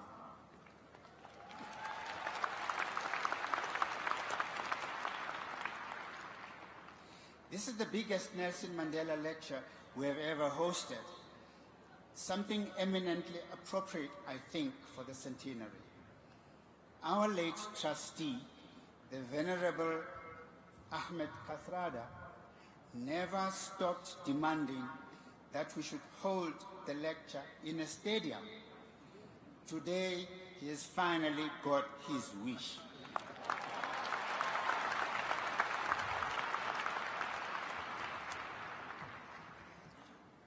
"28 years ago, with one hand clasped around the hand of Mama Winnie Madikizela Mandela, the other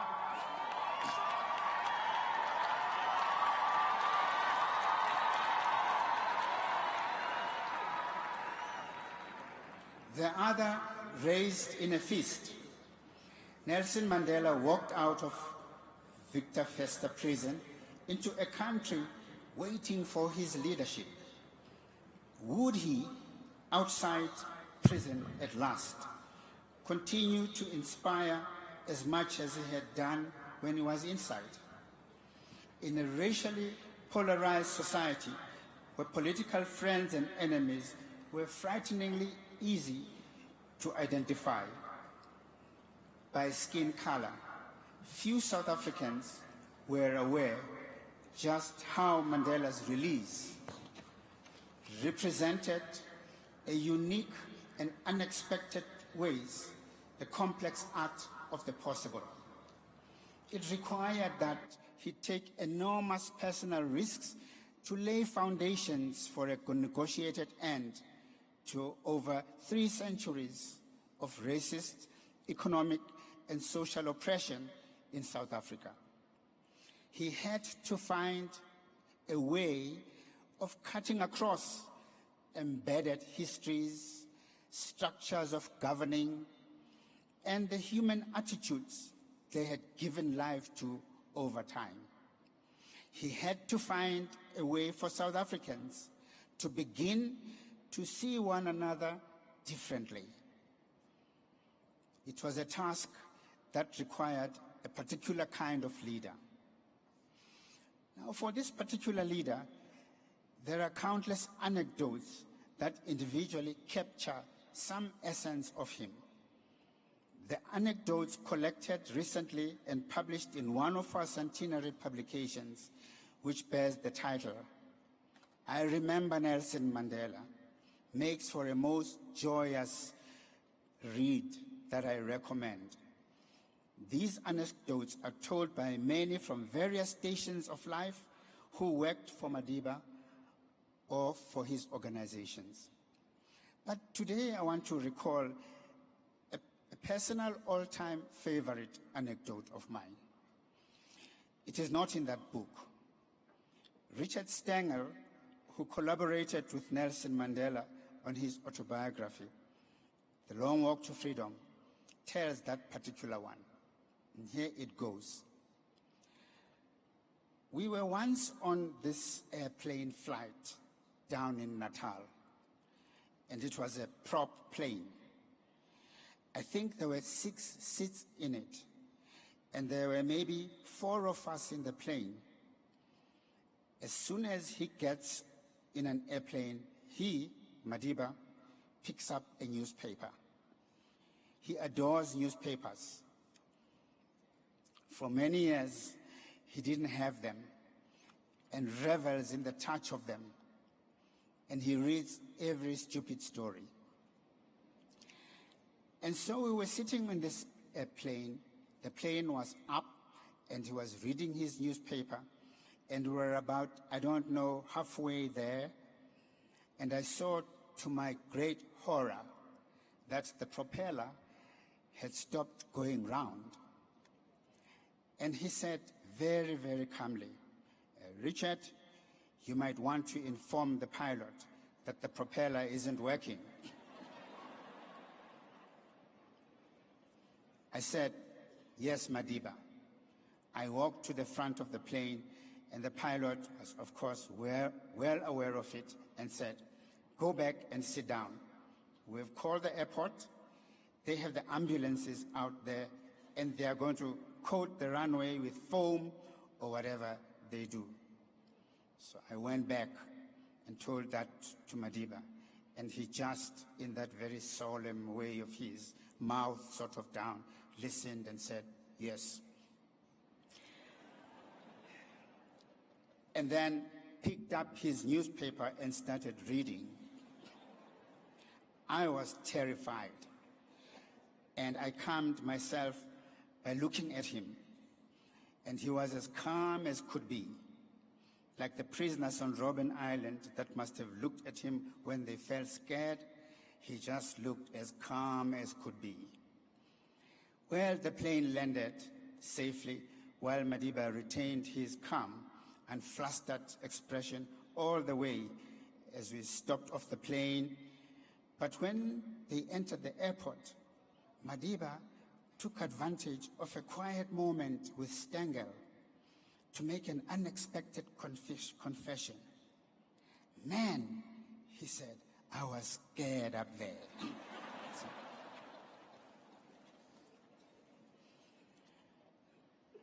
So Madiba was able to put up the armor of self-composure to mask the turmoil and fear and uncertainty that was churning inside of him. The best part is by far in his honesty, to give words to his fears at the appropriate moment. There's a certain grandeur to it. This story displays something else about Madiba. It shows up Madiba, the politician, surprisingly, Madiba, the actor. He could enter the universe of all those he met, each and every one of them, at home and everywhere in the world, and be remembered universally for the genuineness of that particular moment. The actor in him was able to remove from the politician any semblance of guile, at the same time that the politician gave to the actor the semblance of power to effect change. In him, we could see an intriguing coexistence of power and beauty.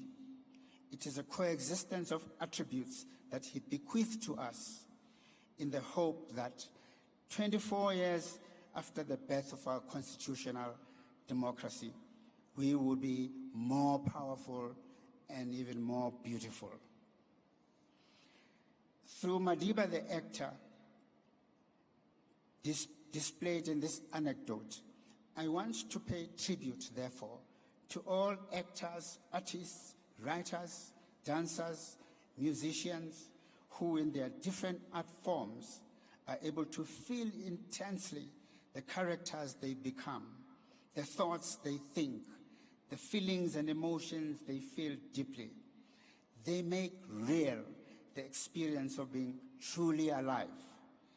And being truly alive is what all South Africans today have to become once more, through an act of will and the courage to be clear-minded and steadfast in moments that require them to be courageous.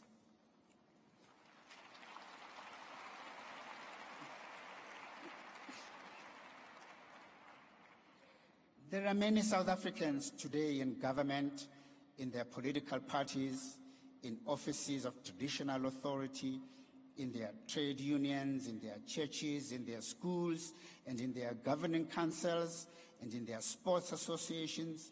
They all play important leadership roles, but some will, by willful intent, have caused the propeller of the airplane of state to stop going round in midair, and who will go on to read a newspaper, see themselves in it, and pretend to be completely innocent.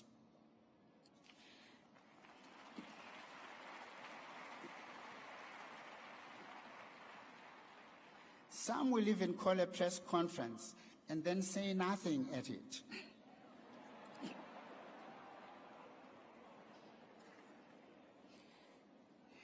These are the characters that actors get to play as the bad guy.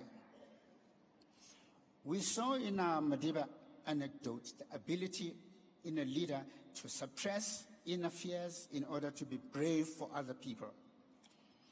That way, people sharing a genuinely dangerous and precarious moment with a leader draw courage from a leader in the appearance of courage displayed by him. He then owns up to that moment later by revealing the fear he experienced after the fact. That way, he enables us to participate in the personal yet public dimensions of being human.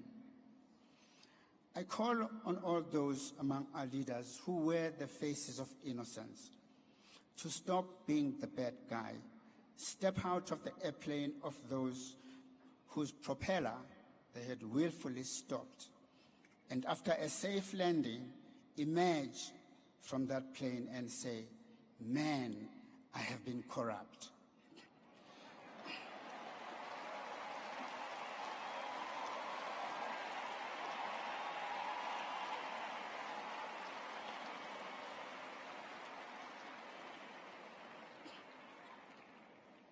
I am certain that Madiba would have approved as you do.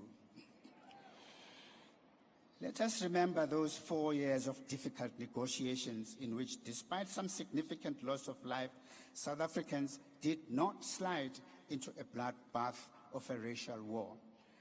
Madiba's campus remained steadfast and trusted. With the birth of a new democracy achieved, Madiba, as president of the new Republic of South Africa, spent 5 years building constitutional, legislative, political, economic, and social coherence to support and promote a new democracy. Let us remember that the South African Constitution and the society envisaged by it placed participative humanity and belonging at its core. Such would be the country that Madiba dreamed of. His dreams were shared at the time by all political parties, trade unions, business institutions, civil society organizations, communities, and families throughout the land that all agreed to work together in a constitutional democracy to achieve these dreams. No one ever before, none ever before, had been head of state of South Africa for all the people of South Africa. Tirelessly, he worked to ensure that our democracy would become more strong. Indeed, it was strong enough to survive the predations and devastations of the last 10 years. Too many South Africans in that time have been left behind. Too many have become deeply alienated. Too many believe they have nothing to lose. The new governing party administration has provided strong evidence of a determination to clean up and fix broken institutions and restore the best hopes of a nation.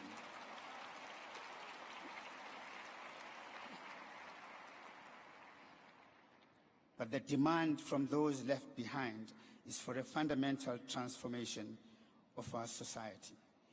We give strength to our new president to rise to the occasion.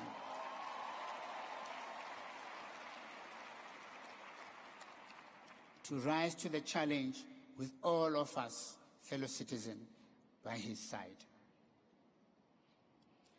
Now, 10 years ago, progressive people around the world welcomed the election of a new president of the United States, Barack Obama.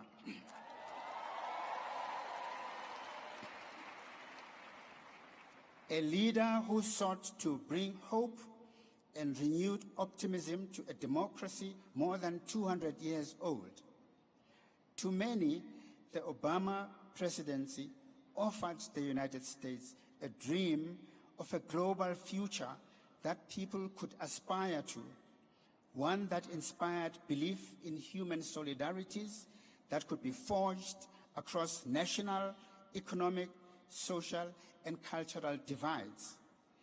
The realities of office, of course, tested him to the limit. Embedded histories and resilient structures of power proved to be formidable obstacles.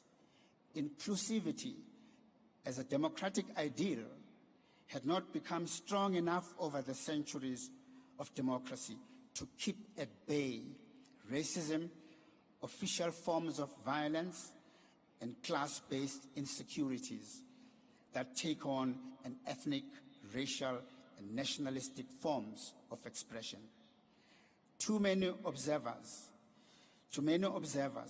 what we came to see in South Africa as a state capture seemed mirrored in the United States and other parts of the world by what we could call more accurately a capture of democracy. In this scenario, hostile forces to democracy ultimately attain legitimate electoral mandates only to subvert them. Public discourse shifts from the language of social cohesion to that of validating membership in what could be called political tribes.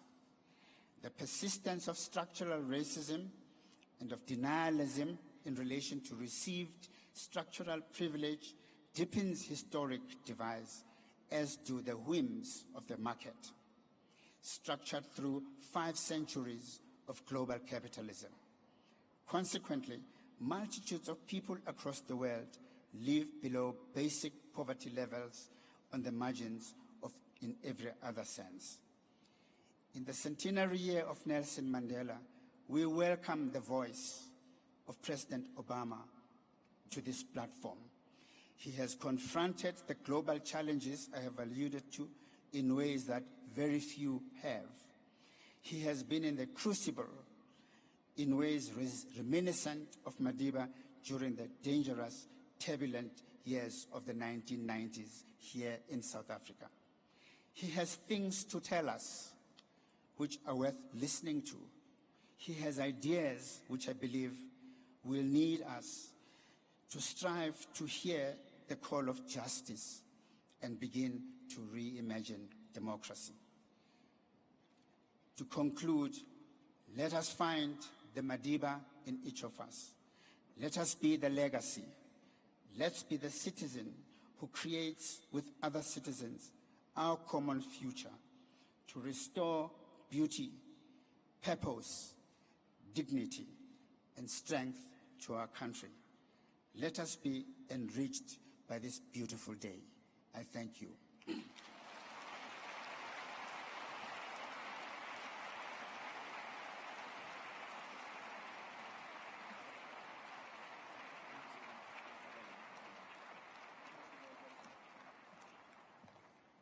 Let us be the legacy. Thank you so much, Prof. Ndebele, for that enlightening and entertaining speech. Not only do you stand here as a giant in history, but as someone who has truly kept his pulse on what is a vibrant country that is finding its path to the future. We really appreciate that. Thank you so much, Prof. Ndebele.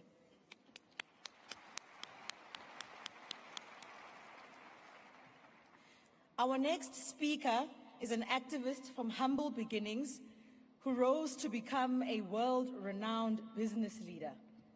He is the founder of mining giant African Rainbow Limited, through which he has distinguished himself as an entrepreneur with exceptional skill. Not stopping there, however, this true son of Africa is a trailblazer in responsible corporate citizenship. His family is the first on the continent to make the Giving Pledge, with key areas of support including the fight against HIV and AIDS, cancer, and Ebola. This giant also supports education, music and arts, religious and non-governmental organizations. Through his pledge, he joins the likes of Bill Gates, Richard Branson, Warren Buffett, all of whom are prime examples of ethical and accountable business leadership required to effectively uplift the lives of all the people in the world. It is a pleasure, ladies and gentlemen, to present to you Dr. Petrus Motsepe.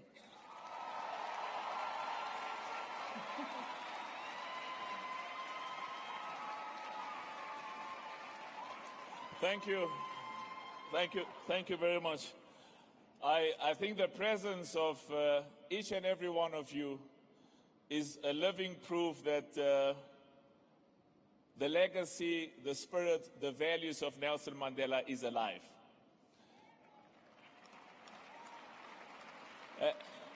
And also that the spirit of the Rainbow Nation.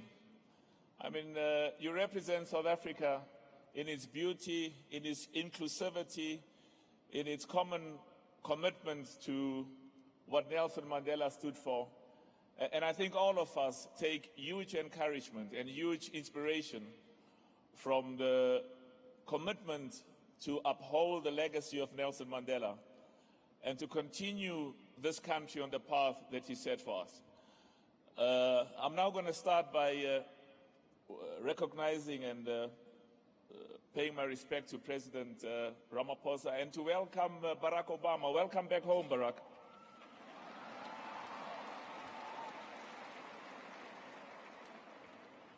You represent the very best of America, the very best of Africa, and the very best of the world.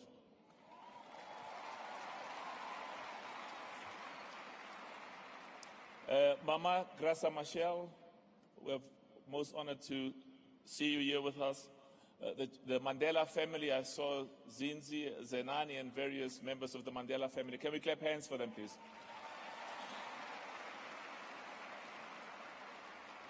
The chairman of the Nelson Mandela Foundation and the CEO, the king of the Zulu nation, Isilo Samabanja, and all traditional leaders and kings who are here with us.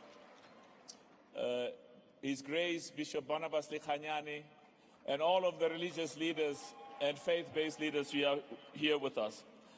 And of course, in conclusion, recognition of all our ministers. I saw former President Kgalema Motlanthe. Mkuluwam, welcome. You know, when we met many years ago, in the way we did, we'd always say, "Hola Madiba, hola. Hola Madiba, hola." Ukhona umoya wakaMadiba la, mina ngiyakuzwa lo moya lo. Moya wa Mandela uteng, moya wa lerato le wa kopano. En is eintlik ook belangrik, in die gees van Mandela is het belangrijk dat ons allemaal samen is. Is prachtig. And everything is stood for.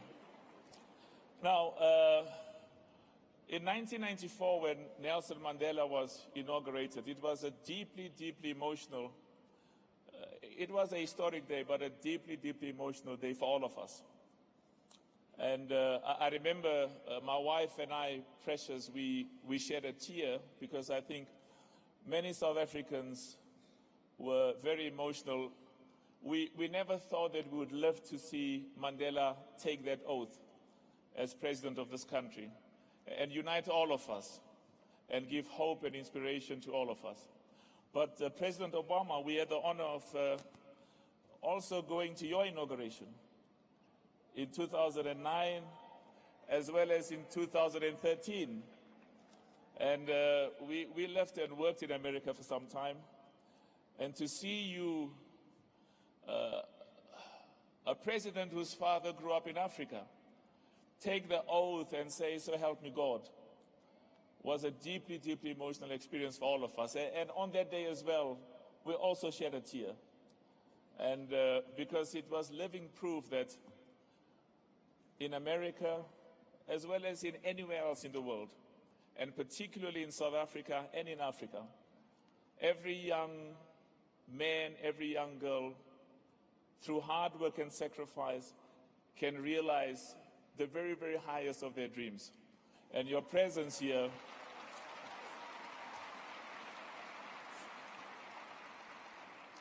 is a strong indication of that inspiration, that hope, and that belief in self-ability and the realization that indeed through hard work and sacrifice, our young people and all of us as a nation can realize the dreams that Madiba stood for and the dreams that each of us uphold.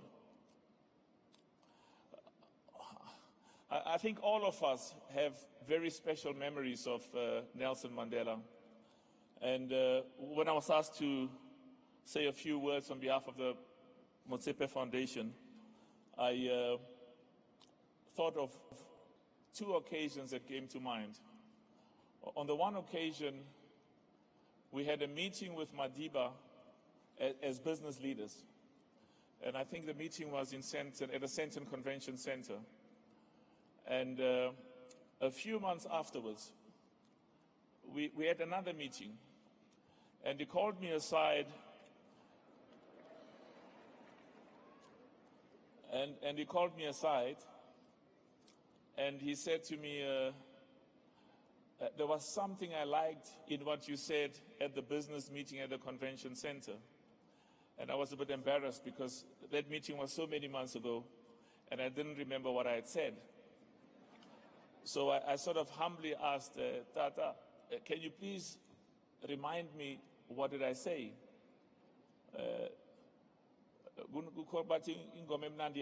So I said, please remind me, what did I say? And he said, at that meeting, we made a statement that the future of the successful, the future of the educated, the future of the wealthy in South Africa, and the future of the families of the successful and wealthy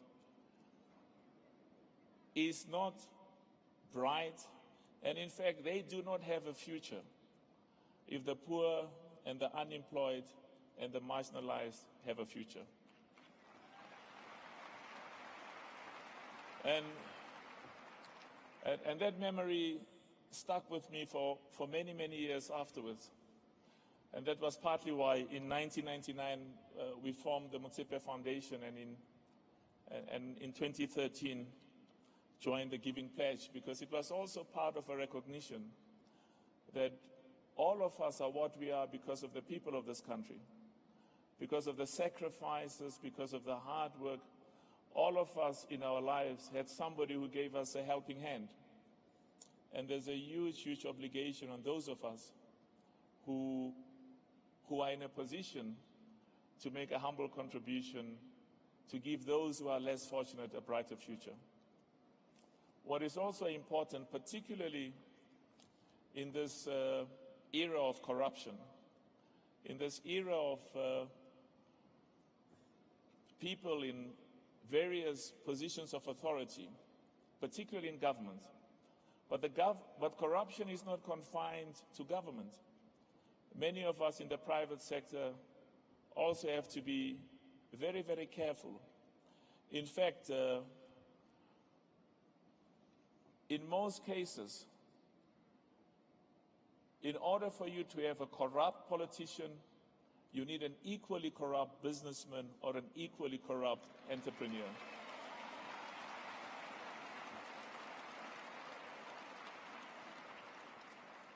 In many instances in South Africa and in Africa and in many parts of the world, the initiators of corruption are us, business people, those of us in the private sector. And it is very, very, very important. There are so many people who sacrifice so deeply, and many of them paid the ultimate sacrifice. The ultimate sacrifice. There's a huge duty and a huge obligation on all of us to make sure, on all of us in the business community, on all of us in the private sector, to make sure that in our interactions and engagements with politicians,